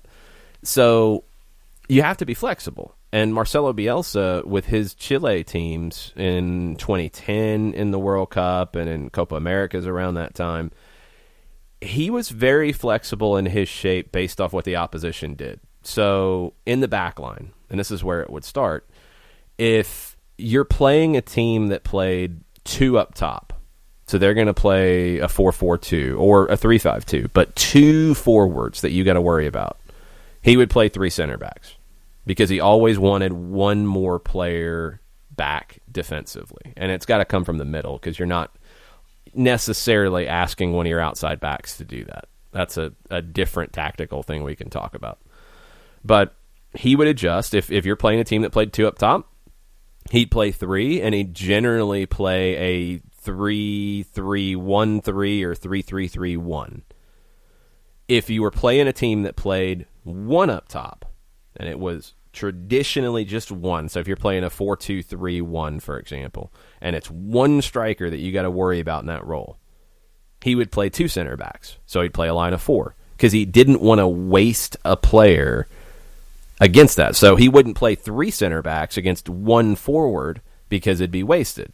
Now, he was very true to that way of thinking about it. But we've talked about this in Atlanta United matches. I know I've had this conversation during a match with Mike Conti on radio. When you would see last year, for example, with Franco Escobar, Miles Robinson, Leandro Gonzalez-Perez as your 3 center backs, and you'd see a team play in a 4-2-3-1 against Atlanta. Now, Atlanta and Frank de Boer didn't change to play a line of 4 in that case, but they kind of did in a way, because what would happen is you would have the 1 forward, and a lot of times it was very fluid in who would deal with it, either Escobar or Leandro Gonzalez-Perez. You wanted Robinson free to clean things up. The other one would step up into the midfield or feel free to make runs forward. They would pick their times to make runs. And that was an interesting element of Atlanta's tactics last year. And you'd see it sometimes where they'd trade off. Like Escobar would bomb forward for a while. Then next time he would sit back and defend the forward with Robinson free. And then LGP would step forward for a while. You'd see both of them feel free to step up into the midfield to win a ball if they needed to. So they didn't change their shape based off what the opposition did, but they changed their approach. Whereas if they played a team with 2 forwards, Escobar and LGP stayed home more, and Robinson was free behind him. In a perfect world, I like 3 center backs because of the balance it can give you. Because if you have 3 center backs and you have wing backs who can get up and down the line, it can be 3-5-2, it can be 5-3-2, it can be 3-4-3, it can be 5-2-3, which can turn into a 5-4-1 really easy. It feels like, the way I see it, 3 center backs gives you a foundation to be more adaptable to change in a match depending on what's happening. With 4, you can, but it's a little bit harder. And generally, one of the ways you're going to change is you're going to drop somebody into the back line to help them, and you're going to turn into 3 center backs. So I like 3. That's just where I've kind of gotten with the game, because I like teams that have tactical flexibility. And I think 3 center backs gives you more of that than starting from a line of 4. Tafka said that coaching was very limited when he came through in rural South Carolina, so his knowledge of formations and options beyond the 4-4-2 and the 4-3-3 was practically nil, and we never changed formation based on opponent. If we did, it was not discussed or explained. You said that like it's a surprise. Well, I'm just reading. you read it at the end. Your voice went up like it was like you were shocked by that, and I wanted to get your reaction to it. No, if you never change formation based on opponent, it just depends. I would think that on what a coach is comfortable in discussing with his players in a particular mindset. Well, I don't know how old Tafka is, first off, and you have to factor that in here, because tactical coaching, tactical conversation in the United States is not an old-time concept. It's not like the sports papers in Italy where you'll have 10 pages about a match after the game, and 8 of them are arguing either pro or con about the tactical decisions that each manager made. Same in Argentina, same in other countries. But, the U.S. has really come from 2 different lines of thought with its soccer coaching and with its tactical evolution, England and Germany. And those are 2 countries that don't dig into it in the same way. Italy has looked at it in a different way. Argentina has looked at it in a very different way. I think France has looked at it in different ways over time, but they look at tactics. The Dutch looked at it in a different way than the others because they looked at it in a very tactical sense, but they were very rigid. And for a while, it was every team in the country played 4-3-3 because that was what worked for the national team, and everybody started to play the exact same way. And you'd get like the couple, iconoclasts who would come out and play in a different approach, but they were tactical, but it was rigid tactically. Here, and this is, go back to the conversations we had about Maurizio Sarri in Chelsea. One of the things that he complained about a little bit was there was this sense that he wasn't doing things in the right way because he's actually getting pretty tactical. And that's not something that is generally discussed in the same way in England. Germany tactical evolution is a much more recent thing, and you still get a lot of teams that play in the same ways in Germany. And that's one reason why I think that's one of the reasons why the Bundesliga hasn't ever captured my attention as much as some other leagues, in that it feels very similar game to game. Yeah, I have issues watching it on TV. It just seems very formulaic to me. You don't have as much variation, and in England, that variation has come from foreign managers and foreign players. When you started to have Jose Mourinho show up, and Arsene Wenger show up, and Carlo Ancelotti show up, and you started to see these different approaches to the game, that changed it. You started to see these different players who brought different approaches. That changed it. Germany, you don't have as much of that. That's why Guardiola, when he went to Bayern, was a big deal, because he changed the way that a club like Bayern, who, this is why they brought him in. Bayern is an incredibly successful, massive club. But they felt like when they hired Guardiola, less than a decade ago, that they didn't have a identifiable style of play. And they wanted that. So they tried to get that with him, and it wasn't easy. And it was a battle at times, and it created a lot of arguments at times. It's interesting. So in the U.S., our touchstones in the game, and this is going back to like the coaches that coached, people in my generation in the 80s and going further back, even into the 90s. The touchstones for American soccer coaching development at that time were England and Germany. Those were the two countries that had the largest influence on the American game. And those are two countries that tactics are not as important. They're not talked about as much. So I get it. I mean, I'm trying to think, Tafka, now he said his time, he didn't really have coaches talk tactics with him. I didn't have much. Bits of it, and it was more about like kind of individual matchups. So, I mean, I think to my high school season where we were a team made the state tournament, and we were a team that had no history. It was our first year playing a region schedule, and I played out on the right wing because of what we had in different positions. Generally, I'd played up top at that point and played on the right wing, and the way I read the game, I think helped us in that I was coming off of knee injuries at that time, so I wasn't playing as well as I wished I'd been able to at that time. It was the first season I'd played in 2 years after having knee injuries, so I wasn't sharp and wasn't as strong as I wanted to be as a player, but I read the game really well. And we were an interesting team that our coach allowed us to develop in this way, that we had that four-man back line with a sweeper stopper, but we were lopsided in the way that we played because of the players we had. Our left back was a great player going forward, and we wanted him to get forward as much as possible. So we generally attacked down the left. Our right back was not as strong going forward, so he stayed home more. I was, because of the way we attacked and we were so kind of lopsided, I didn't bomb forward as much as a right winger in a 4-4-2.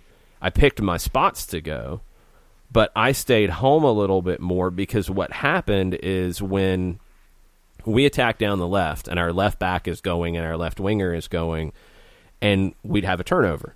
Where is a team generally going to attack? Where the space is. So they're going to attack that side. So the center backs had to slide over. And they slide over to cover that left side. At least one of them does. That means the right back has to tuck in and slide in to cover that space as a center back. So I dropped to become more of like a right back in those situations. It wasn't something that we worked on. It wasn't something that we, practiced a ton, but it was something that our coach saw in the way that we played early on and talked to me about specifically. Like, be careful when that side has gone to defend. You have to be able to come back and drop deep because we're going to have to slide.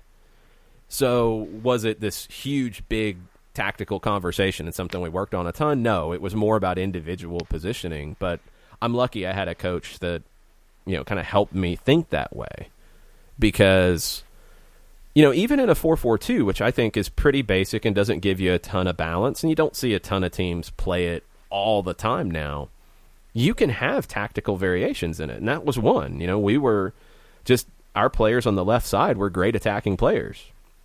So we're obviously going to attack mostly down that side, and that means the right side can't do the same things that the left side does.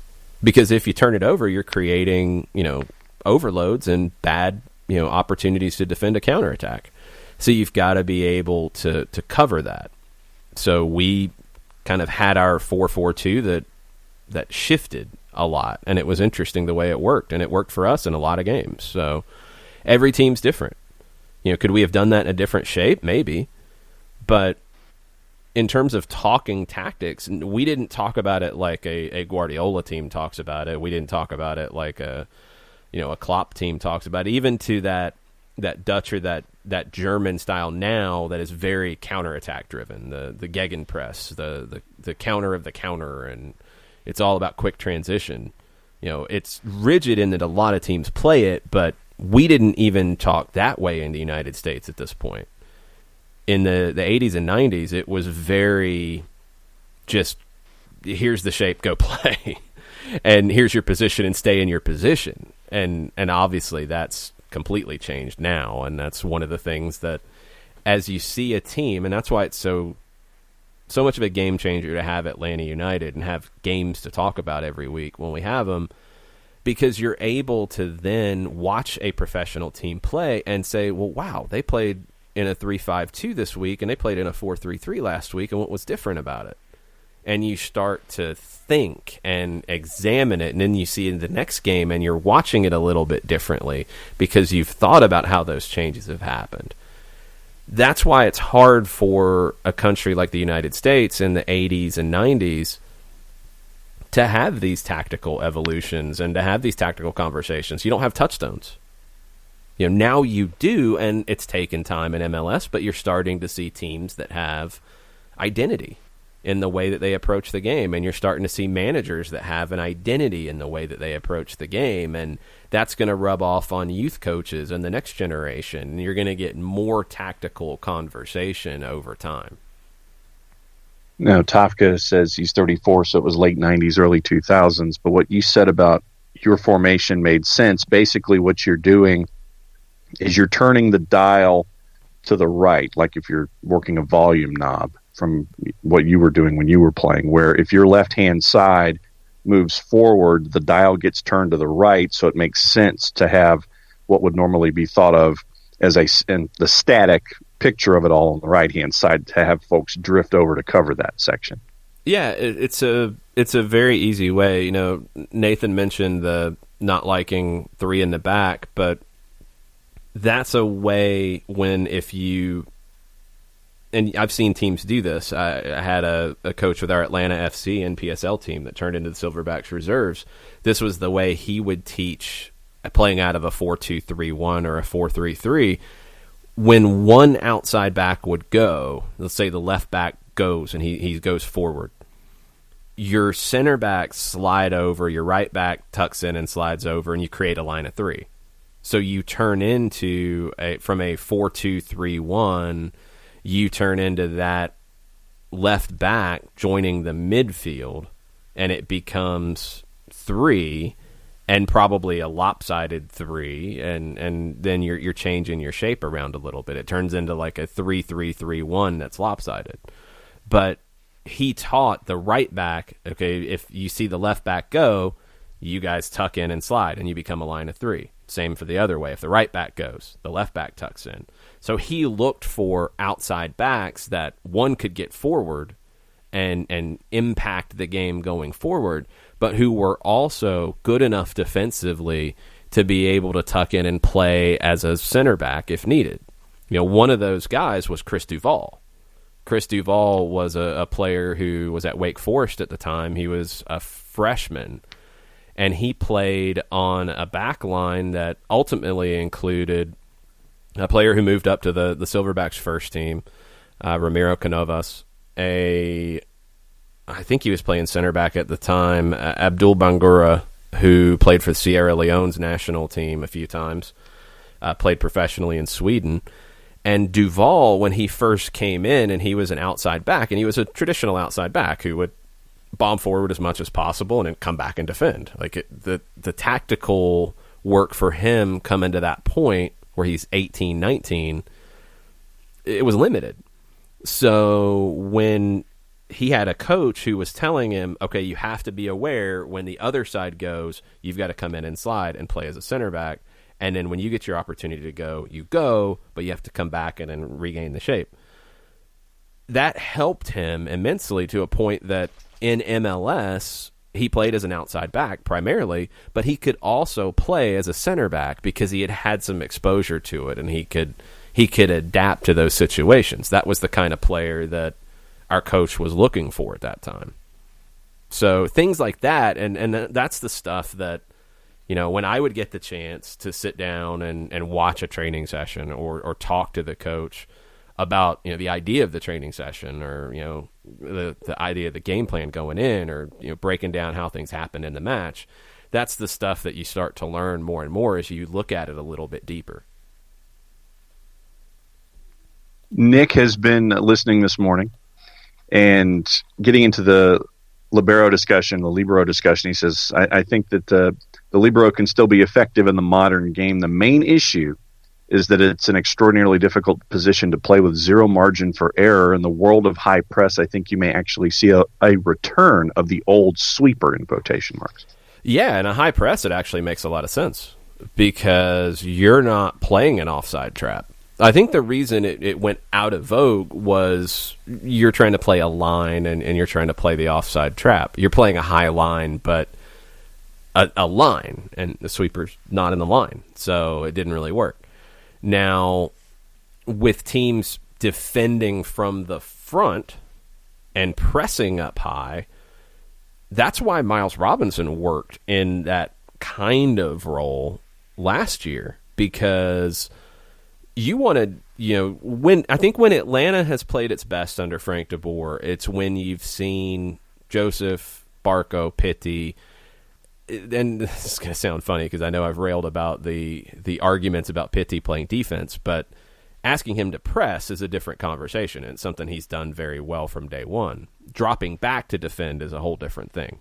But when you have Joseph, Barco, Pitti up top pressing, and when you had the wing backs, if they were up high, continuing to press, okay, you're risky first off. And if you create the turnover, great. You're going to have an overload, and you're probably going to get a good scoring chance out of it. But if that press is broken, you don't want a line necessarily. I don't anyway, the way that I approach it, and I think managers will differ on this.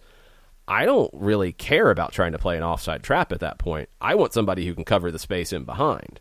And Robinson was great for that, and he played the idea of a libero differently than a lot. You know, a lot of times you think of a libero, of a sweeper, as a classic ball-playing center back. Franz Beckenbauer was famous in this role. You've had a number of Italian defenders who have played in this role, and they're known for being on the ball and carrying the ball forward out of the back. But in the modern game with the pressing, I think Nick is right in that You need a sweeper because you need somebody to clean things up behind if your press is broken, but you're not looking for the same kind of sweeper that you might have been looking for in the older days where you're building up slower out of the back. You want somebody strong on the ball. I think Miles is fine on the ball now. I think the whole idea that Robinson on the ball is his weak spot, that's scouting reports from 2017. Currently, he's good enough on the ball to do everything you need him to do. But his strong suit is the amount of ground he can cover, how much he can close down fast forwards and get, recover. So you're looking for a different skill set out of the libero. But yeah, I could see that in the pressing system. You want a center back who can do it, whether you're playing a dedicated sweeper libero or not. You want somebody who can fulfill that function when your press fails. Joe says that he can do this all day, asking tactical questions. Why don't we see more flip throws, particularly when a team is close to the goal line? I mean, I know a lot of fields may not have the space. I'm talking to you, NYCFC, in your U12 field, but you ask for questions. No. And see, that's the wrong approach. That's the wrong insult about Yankee Stadium, because Yankee Stadium would actually be perfect for a flip throw. On the near side, yeah. Either side. I think you've got a lot of room in general where you'd be looking to do a flip throw, because you're not always looking at it like up against the end line. If you're 20 yards from goal and you're wanting to do a flip throw to basically create a free kick, corner kick situation, yeah.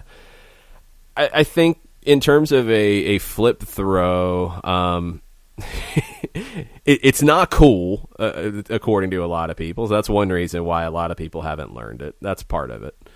I think for a while it was seen as something that was only what the women's game had, and you didn't see guys wanting to do it. I saw a flip throw in 1998 A-League Atlanta Ruckus against Jacksonville. Wow. It was the second match of the season. Just to show you how stupid the 1998 A-League scheduling was, we played back-to-back. So played at home on Friday night against, I think it was Charleston, and they blew the Ruckus out. And then played Saturday night at home against Jacksonville. So you're playing back-to-back games. So, I mean, of course you're rotating the lineup and all that, but it's still incredibly stupid. 1-1 late in the game, and Brandon Jenkins, who played at Georgia State, it was his first rookie season as a professional, from the track at Adams Stadium, because it's a narrow, tiny field, and you don't have a lot of grass on the sidelines at all.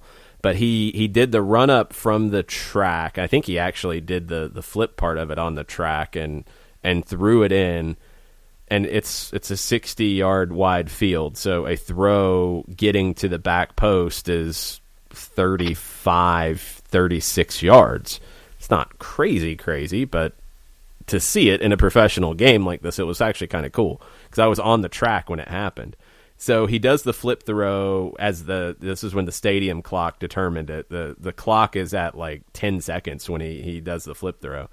And it goes to the back post, and Mo Surrey heads it in with 4 or 5 seconds left on the clock to win the game. It was crazy. It's the craziest way to win a game I've ever seen in my life. That's the last time I've seen a flip throw in a professional game. The timing has to be right, because it's very easy to not time it correctly and have it be an illegal throw. It's not exactly the safest version of a throw-in. You could see somebody get hurt doing it as well. What's the famous video that gets shared a bunch with somebody doing a flip throw and throws it like right into somebody's face who's trying to stand in front of them? Yes. Just ridiculous. It has a lot of things that can go wrong. So if you have somebody who can just be a dedicated long throw-in guy, it's a much safer way of approaching it. Every team needs a Rory Delap. That Grant is in this morning. He says, "Hey guys, sorry if this has already been covered. If so, I guess I missed it. But does some business inch forward as usual for the front office? Will they still be negotiating for acquisitions, a possible Joseph replacement at this point, or any other new acquisitions?" Well, I think you're scouting. I mean, you're able to do some things from a planning perspective that you wouldn't normally get to. So you're probably looking at contract lengths and scouting and all those kinds of things and digging in deeper on some stuff that you might not have had a chance to. Player acquisitions are probably on hold at the moment just because technically, I mean, yeah, you could because your window's open and who knows, maybe you see something happen, but most clubs around the world are in holding patterns. And nobody's really willing to do deals at the moment. Now, that could all change really quick. Once, timelines kind of start getting determined, then you want to be ready to handle that. So I think right now, in terms of a front office, it's a lot of preparation.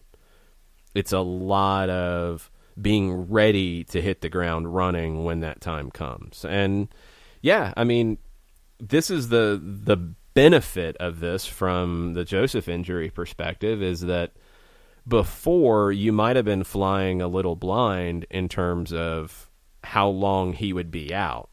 But by the time you're probably able to start really making moves in the current climate, you'll have a pretty good sense of how long he'll be out. And if that is 6 months versus 9, then maybe it affects what you do, especially if the season's going to run longer. If the injury ultimately ends up being that he's back at the beginning of September and you don't start playing games again until July, well, you're probably going to wait it out. And you're not going to look at the type of forward you would be looking at if he's going to miss the entire season no matter when it starts back. So you're going to have time to wait and see. I think all you're doing right now is a lot of preparation to be ready when that time comes. Katie Weaver is reading Das Reboot from That's the a good one. Footy Mob Book Club. And she says he talks of Ballack as a Führungsspieler, a leading player, i.e. the player expected to do it all. Joseph is important, but Atlanta never built to have him do everything. What MLS examples of teams that are leaning on Führungsspielers are there on a Tactics Tuesday? See, I don't think that's really a tactical thing, because I think in the term of like a Ballack, you were expecting him to carry the team, and Joseph would be that player here. So it's like when everything is somewhat reliant on one player, when they are the focal point of the team, and from a tactical perspective, they can be in different positions. They could be doing different things, but that's what everything revolves around. For LAFC, it's Carlos Vela. I mean, easily. Like their tactical setup was defined by him. In Atlanta, under Tata Martino, it was Miguel Almiron, because the way that the tactics were built were based around what he did, not Joseph. It was built around Miguel. Vela is that for LAFC.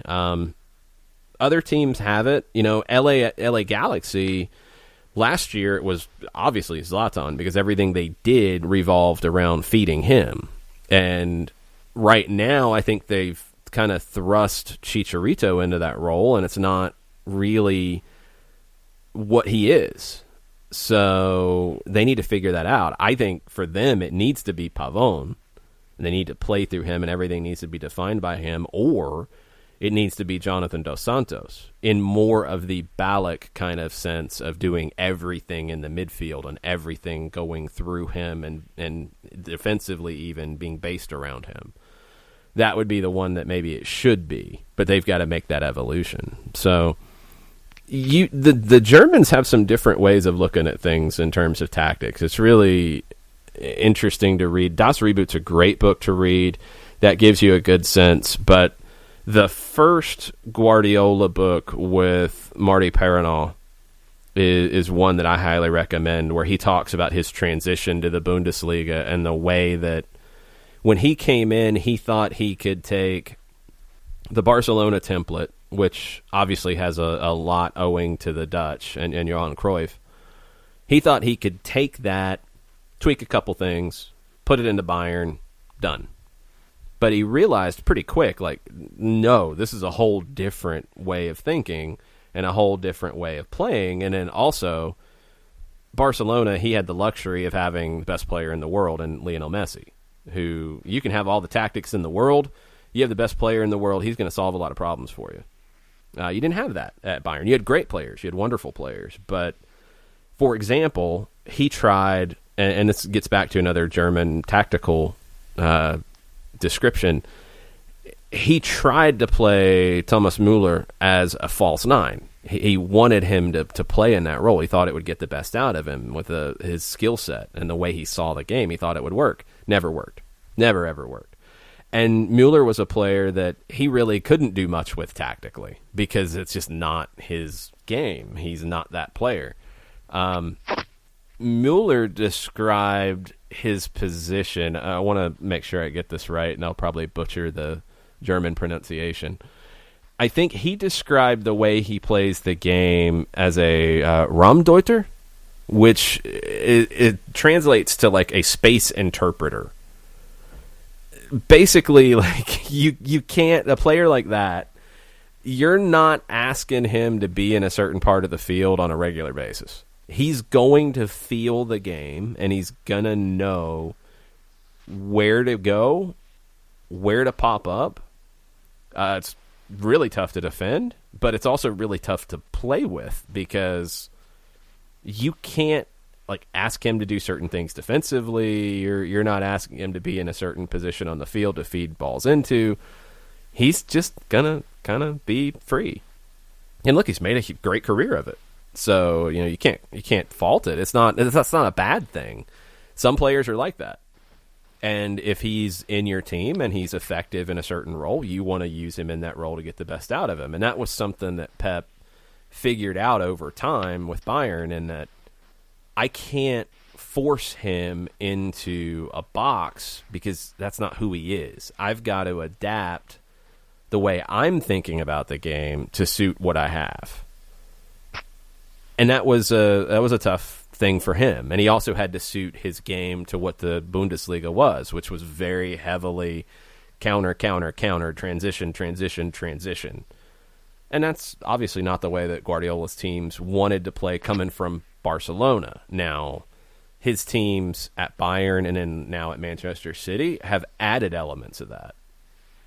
But he still wants to control the ball. He still wants to control the game because that goes back to the overlying function of that's the way he sees the game. So the German idea, Das Reboot's not necessarily a tactical book. It talks about how they overhauled the German system as a whole after disappointment to becoming, the world champions in 2014.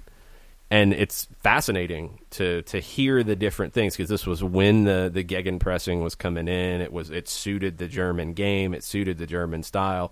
It became all-encompassing in the Bundesliga, maybe too much. But it fed a national team that then had players from different clubs that all understood how to play together. And that can be a challenge with any national team in that you get, Lionel Messi, for example. We've talked about it with Barcelona. He has had certain roles. He's played in a false nine role. Well, with Argentina, you've got Sergio Aguero. You've had amazing forwards with that team, and you've got to find a way for them to play together. You don't want to sit somebody. So how do you make it work? And then how do you find the tactics that make it work for different players who play with different clubs, who play in different systems and have different systems that suit them best? That's what's tough about a national team with the Germans and the Das Reboot book in that time period. They had a lot of clubs that were teaching the game and training players to play in a similar way. Spain went through it too because a lot of clubs tried to play in a Barcelona-esque style after the success at Barca. So Spain had a bunch of players who were comfortable on the ball, and they won for quite a while. The Germans have done the same in a different format, but with players who are all comfortable playing together. Two more in the queue. Chris Hutchison says with his hashtag Tuesday Tactics and hashtag Flatten the Curve, he says there's some pretty good and pretty bad YouTube videos on football formations that he's found helpful as well. Yeah, there's some bad ones. The ones that I would recommend as a series, Tifo Football has some really good stuff. There's a lot of great stuff in general, but their tactical stuff I like the way they explain it. They do a good job of making it understandable for everybody. There's one video that I want you to go look at and think about. It is, let me get the title of it. Cruyff explains his diamond formation. So it's one that's been referenced a whole bunch of times, and I'm pretty sure we've talked about it before. It's from a Dutch TV show, and I don't know when, but it's after Cruyff had coached in Barcelona, and he's on the show. I think he's got at least a former teammate or two on the show with him, and they bring out a chalkboard. And they talk about the diamond formation, and Cruyff talks about how he played a diamond for years, and everybody's like, what? That's not the same thing. And he talked about how he saw the diamond on an old school chalkboard, and it's a really interesting one. Now it's in Dutch, but it's got subtitles in English, so it makes a lot of sense. Like, the way he explains it is really good, and it's pretty logical to see how a diamond can be in different parts of the field. The diamond doesn't always have to be a 4-4-2, so you can do it differently. But that's a really good, clear one from a manager explaining it that I really like. So go check that out, and check out the Tifo Football tactical ones as well. Noah Lankite says, do you think Liverpool's success is more because of Klopp's player talent, whether it be signings or players at Liverpool pre-Klopp, or his tactic changes? It's both. I mean, you can't have long-term success with just one or the other. I mean, it's a reality, and a lot of people have thrown shade at Pep Guardiola, for example, of, well, he's always been at teams with money who can just go buy players. I mean, yeah, that's true. But how many times have we seen teams with just a bunch of great players not win? You can name off a ton. A bunch of Real Madrid teams. It's not just the players. You have to have the tactics that suit the players. But if you just have a great tactical system with players who are not at the top, you might do really, really well. And we see it happen from time to time where teams make a jump up and a manager has a team punching above their weight. It's always the fun way of putting it.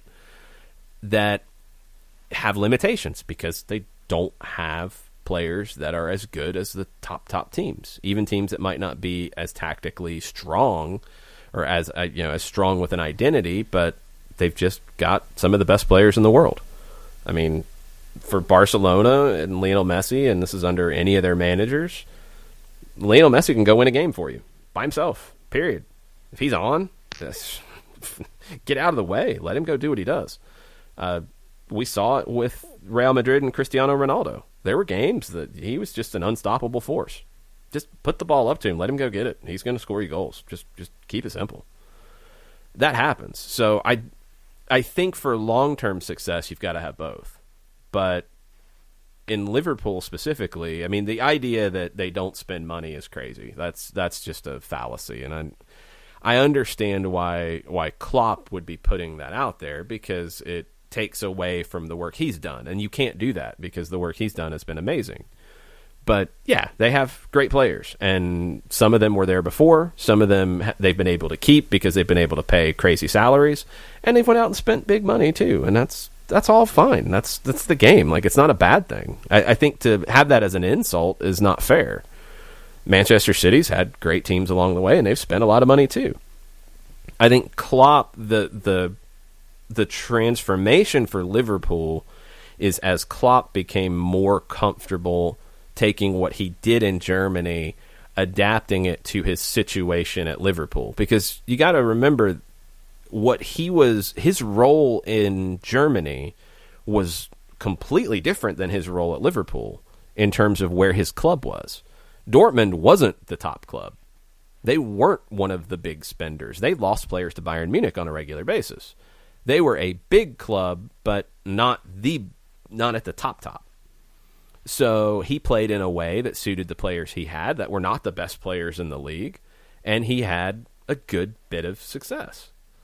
Well, then he goes to Liverpool, and as they start to spend, and then the expectations change. Teams aren't going to play Liverpool straight up. Norwich isn't going to play Liverpool straight up. You get into a cup match, they're going to sit back and they're going to defend. They're not going to let Liverpool press. So then Liverpool had to play a different way, and Klopp had to learn to adapt to those differences in situations, because then you get into the Champions League and you're playing a team that might play you straight up. You want to go back to your pressing style that you've built your team around. Top teams have to have that adaptability. And I think it took Klopp a minute to make that transition from being a big underdog, but still an underdog. Dortmund is always going to be looked at as an underdog to Bayern, to go into Liverpool, where maybe the reality at the time was that they were an underdog to others in the Premier League. But once that money started to roll in, Liverpool went back to that top spot where they've been in the past. And that was Dortmund, I don't think will ever be Bayern. Liverpool wasn't the top dog when Klopp got there, but they had the potential to be, because they had been before. So once they became elevated back to that, it's a different approach, and you have to adjust your tactics to that, because you're the favorite far more often than not, and you have to adapt to it. And he has. And the year he's had, the last 2 years, has been amazing. To win Champions League, have the season he did last year, even though they didn't win the title, and then this year where they've been almost unstoppable, it's amazing. And you compare that to the previous 2 years of Manchester City, where the back-to-back league campaigns that they had were incredible. They didn't win the Champions League. So they've had two different kinds of success, but it's two of the best teams that England's ever seen. And they do it differently. And both managers took time to adjust to what England specifically brought to them and what their club specifically brought to them. So both managers are two of the best in the world because they made those adaptations. And then last on the board, Tafka continuing his thoughts about coaching when he was a younger person and a younger player. He said it was the same for the rigidity of positions. I understand why it happened that way, with a lack of knowledge at our disposal, lack of tactical influence on the USA as a whole, but such a shame because the tactics are truly a fascinating thing for me now. I feel like I squandered my time playing. This is where the game was. I mean, you had coaches who didn't understand the game in the same way, and if you're thinking about it from, an American sports perspective, players didn't play, wherever they wanted to and have to figure it out in a system. It wasn't looked at that way. Even basketball. I mean, I think we've seen the evolution of basketball alongside soccer, where it's much more free-flowing now than it used to be. But even at that time that we're talking about, the Bulls. I think the Bulls are a good example of this, where the triangle that they played, it wasn't rigid.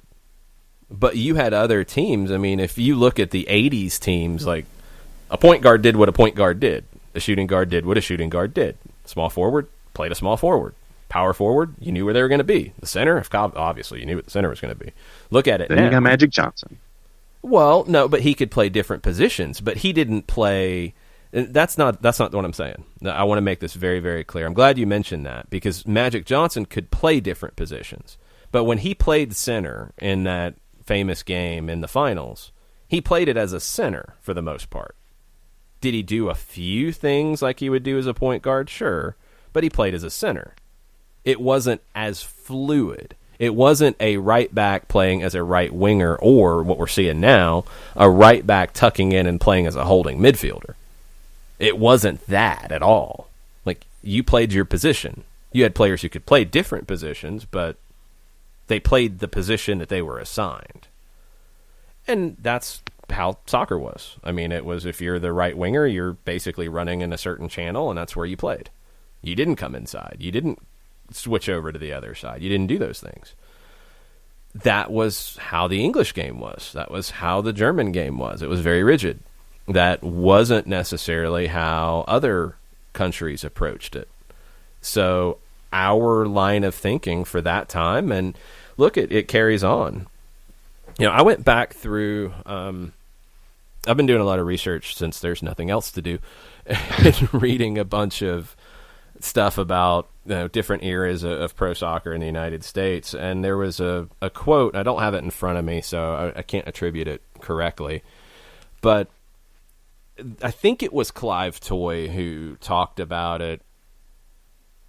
Oh man, when was this? This was in the early 80s, so it wasn't even in the beginning days. No, it wasn't Toy. It was somebody associated with the Vancouver Whitecaps. And the quote stuck out to me because this was 83, 84, as the NASL was starting to really fall apart. And he talked about how the amateur game and the youth game thriving, growing. You've got more kids playing than ever before. You've got adult teams playing. It was great in Vancouver at that time. He said the professional game was the hardest part because soccer was the only sport in North America at that time that fathers couldn't teach to their sons because they didn't play it. And you think back to like when I was a kid, my dad didn't play soccer. I got lucky that I had a coach at the YMCA who had played soccer. So we were probably a step ahead of everybody because we had somebody who could teach us the game. I mean, and he had limited teaching because he had played, but he didn't grow up in a soccer family.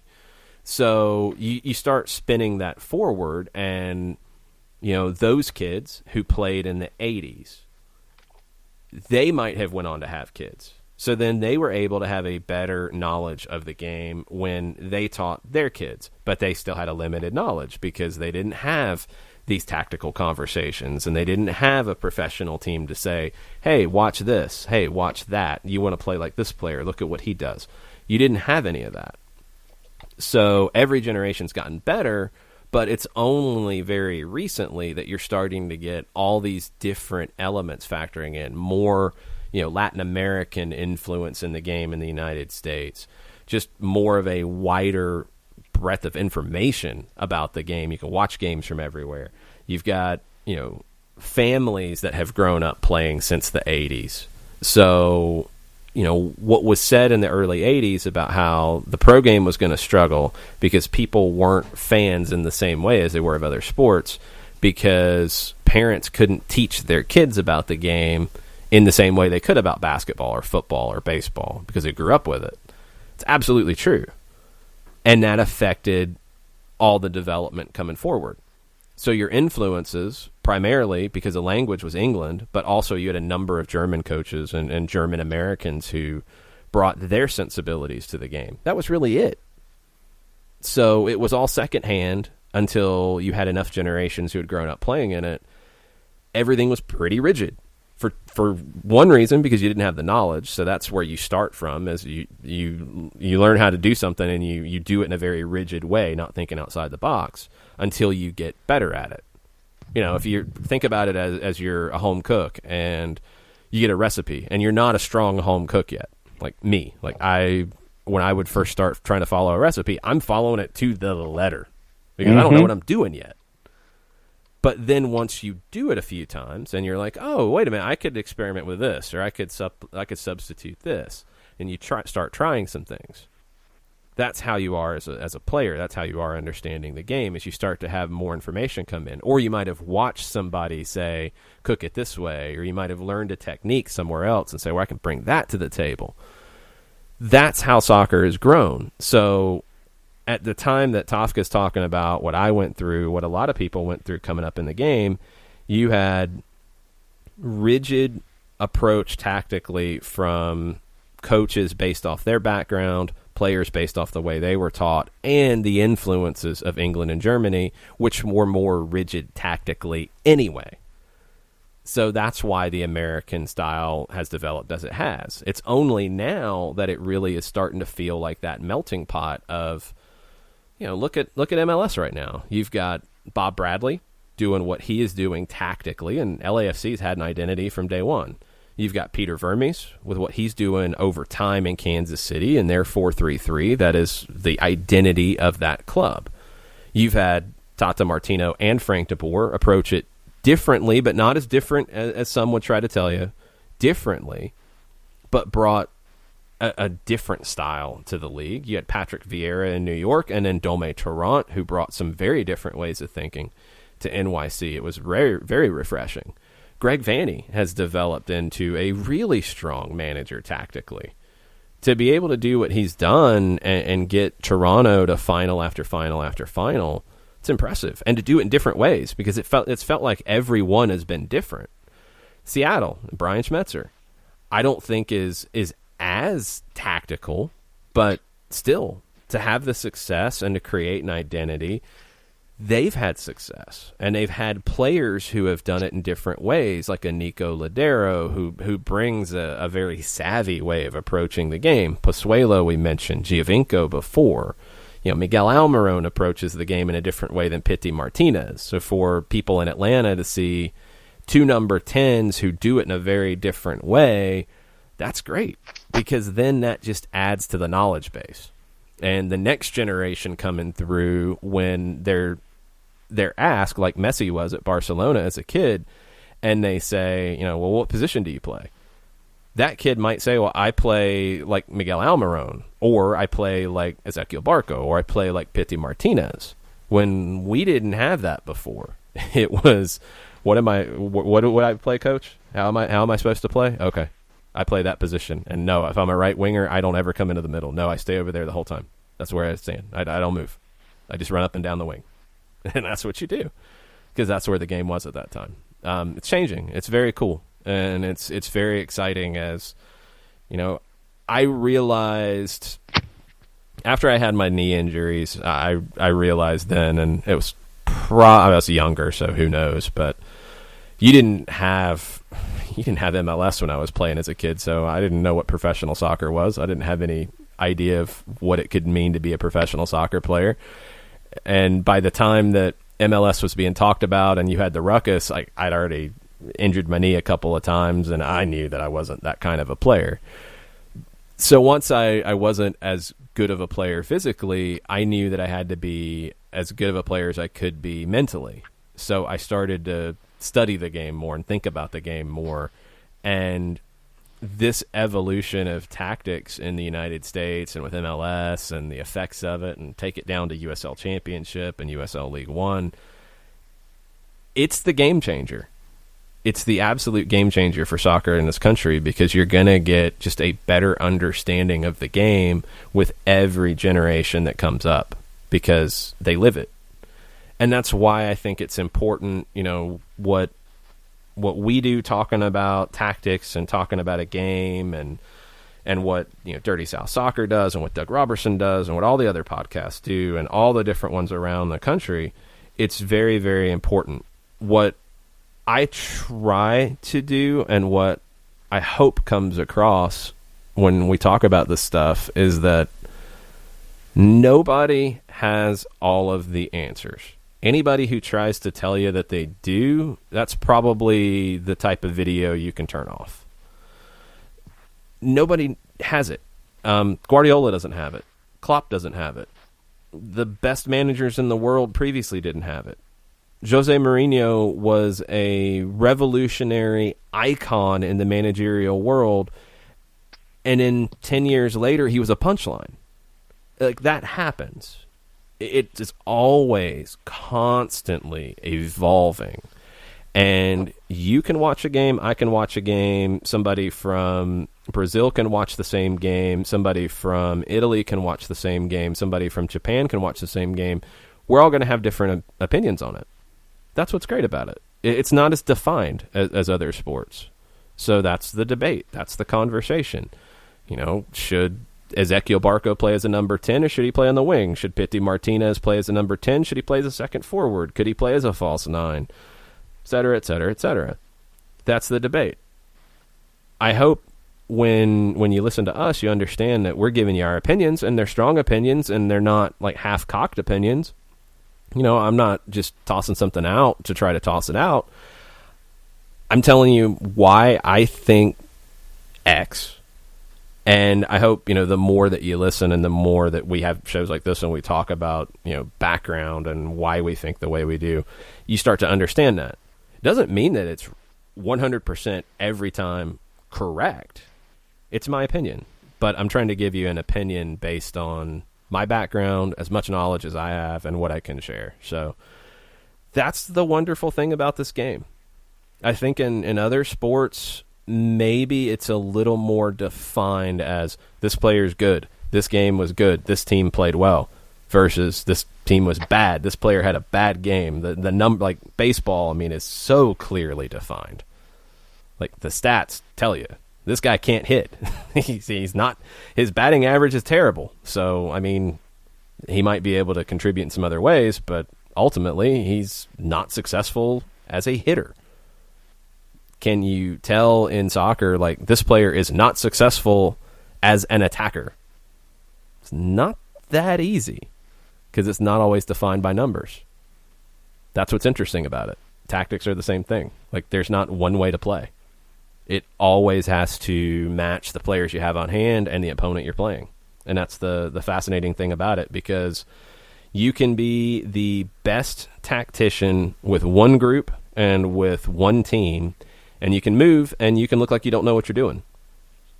That's the reality. Or a player leaves and you can look like you don't know what you're doing. That's the reality of the sport. That's the amazing thing about it. So that's why it's fun to have these conversations, because there's not one way. There's not this, well, it is like this. Then what conversation are you having? Because it is or it isn't. With soccer, with tactics, with styles of play, there's no one way. Everybody approaches it differently, and one team might approach it different ways in a season, like Atlanta did last year, and have success doing it. And you might say, well, they should have tried this before. Well, it's not always that simple. That's what's so crazy about this and so much fun about it. So that's why it's fun to have these kind of conversations. I think that's the show, sir. Yep, I think so. So, Chris Hutchison found the Johan Cruyff explaining the diamond formation on YouTube, and we retweeted it. Yeah, it's an awesome one. I love it because, like, the Dutch system has typically always been described as a 4-3-3. It's not the way Cruyff approached it. He went with a 3-4-3, but you compare what Cruyff talked about in that video to Frank de Boer's 3-4-3 that he's played here. When it's worked its best, we've talked about it as a 3-4-2-1. The difference, Cruyff looked at it as his wingers in the three up top were very wide. And where he could create his diamond was essentially with a false nine. The number 9 dropping into the midfield, creating a diamond with his midfielders. His wingers were out very wide. That video, when you think to what Barcelona did with Lionel Messi and how it worked, well, that's why. Now, Pep could flip it into a 4-3-3, but the same idea with, instead of it's the wide player staying out wide and then coming inside when the forward drops. So his false 9 had a lot of foundation in what Cruyff talked about in that video on the chalkboard. That's what's so cool about this stuff. And that was why I've really enjoyed reading about Guardiola and those books from Marty Perrinall, where he had, inside access and talked to Pep and talked to Dome Turan, talked to other coaches and talked to players. You would get this way of thinking of Pep was always looking how to solve problems. And he would turn to something like that, or he would turn to like another approach from, the 50s or the 70s or whatever, other managers and ways they would solve it and say, well, can I adapt this with the players I have to the situation I am facing? Yes or no? And it's really cool to see that, he's a student of the game and is able to adapt old school tactics to modern times and a modern team and make it work. So that stuff is fascinating to me from just somebody who loves the game to think through and say, yeah, I get it. I can see the logic behind that. But the 3-4-3 that Frank de Boer plays, the 3, which that's why I generally describe it as a 3-4-2-1 to give you the idea of where they are.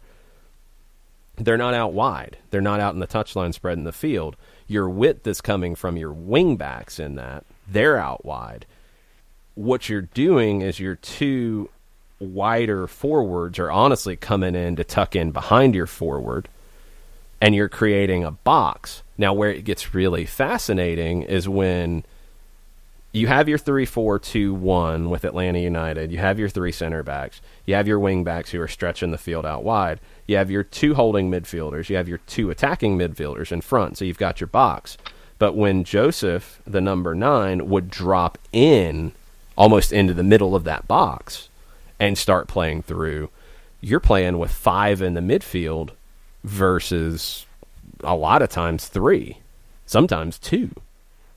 Obviously, you're going to control possession, and you're going to be able to work the ball forward in that. That's a really interesting tactical approach. Now, then, to take it to the next level, and we've talked about it a little bit, the next level, because then you're still looking for players to take that space that Joseph has vacated from time to time. Sometimes it's going to be Pitti or Barco then going. But if you can get your wingbacks, Brooks Lennon, George Bello, Edgar Castillo, Jake Mulroney, if you can get those guys, Franco Escobar, somebody we've seen do this before when he's played as a wingback, when you can get them, who are nominally outside backs, wingbacks in this shape, acting like the wide forwards in a 4-3-3 in the Barcelona, Messi false 9, David Villa kind of situation, where they're coming inside to take that, teams have no way to defend it. They can't defend that. And if you can get your wing backs in positions to be able to do that from time to time, team will be a lot of fun to watch, and it's an incredibly bold way of playing, and it requires a lot of work, and it requires a lot of smart players to do it, and it's a lot of fun to watch. So that was not intentional to go from John's question about a false 9 that I didn't know he was going to ask to come all the way back to the false 9 and Atlanta United, but there you go. It was meant to be. That's a show. We're done. How about that? Sounds like a plan. We'll be back at it tomorrow. Yeah, we're going to do a watch-along tomorrow morning. Mike Conti's going to join us as well. We'll announce the game here in a little while today. We'll also, tomorrow, at the end of the show, give you the results from the Elite 8 voting in the ATL UTD Greatest Goal Tournament. Had a couple surprises. Had one get knocked out by less than a percentage point. Oh, so wow. It was very, very close. The goal of the year last year got eliminated. So 4 goals from Tito Villalba made the final 8. It's been very interesting to see the voting go. Voting is going through towards the end of tomorrow's show tomorrow. So it's on my Twitter, @Longshoe. Thanks, y'all, for being part of it. Thanks for all the questions and conversation. Mucha plata, y'all. Mucha plata, y'all.